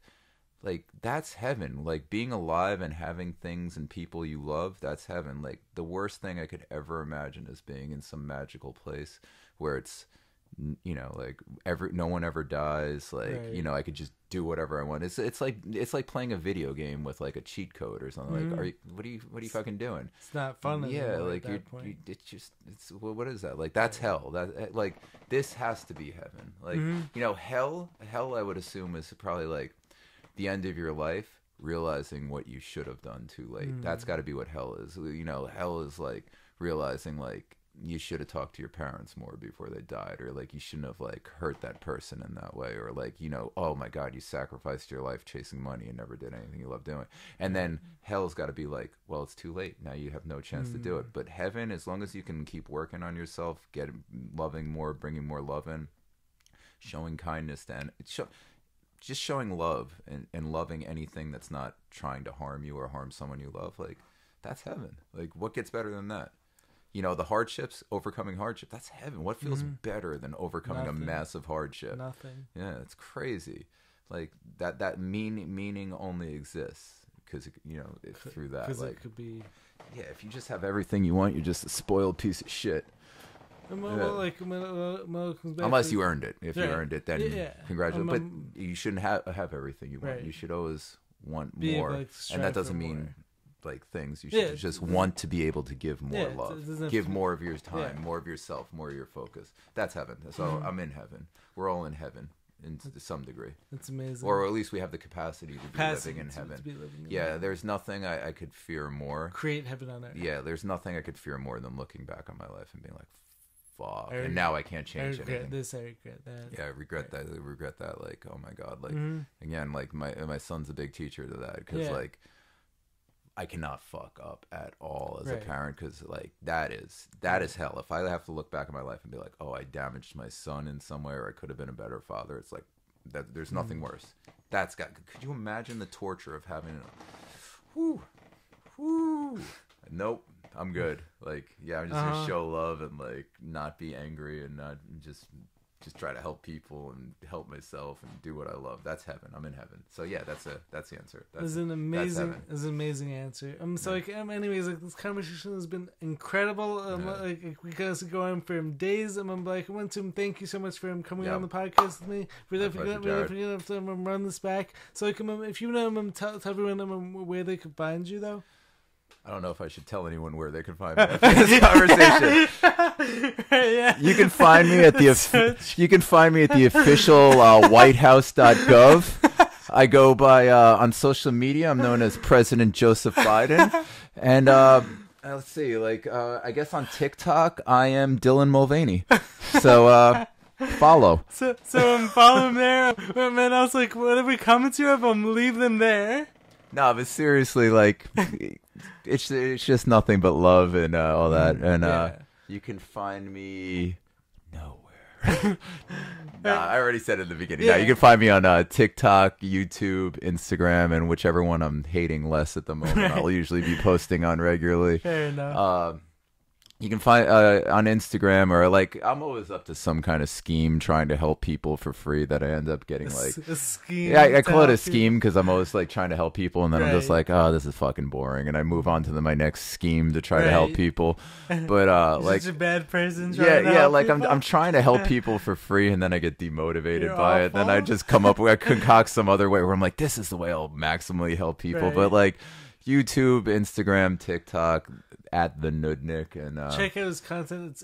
It's absolutely incredible stuff. And if you interact with me, I'm sure I'll try to help you out for free in some way, and then probably not follow through with it because I'll get demotivated or something. But the intention and the love is there. But I'm flawed. And also, be sure to bring on whatever hate you have to us. And I know, like, we covered a ton of controversial topics today. But, like, me and him, like, we're about spreading love, positivity. If anything, like we said, like, if any of the stuff, like triggered you in any way, maybe you need to do some more inner work and, like, look in some of these things for yourselves, like, because, like, we don't have any hate in our bodies. Or... just laugh. Yeah. It feels really good to laugh about dumb shit. It does. Like, everything that was said, if you took any offense to it, again, look at us. Yeah. Why do you care? You don't have to be watching this. Again, I'm a 41-year-old man with a bathroom mullet. Like, don't take it so seriously. It's not that big of a deal. And again, if you want to cancel me, my name is President Joseph Biden. I'm a moron. You already think I'm an idiot. You think the words that came out of my mouth are stupid. It should be an easy transition. That's Kamala Harris. I'm Joseph R. Biden. And I'm your truly elected president. Yes. All right. So, anyways, make sure to subscribe to the channel. Be sure to check out his channels. Leave a comments or don't. If you want to see some strange man with long hair and pink shorts doing one-arm handstands and really cool stuff like that, just remember that. Like, it's all just good love. Just love. It's just love and silliness. Yeah. Don't check my shit out though. So I will catch you guys in the next video. We will definitely have RJ back on soon enough. Peace.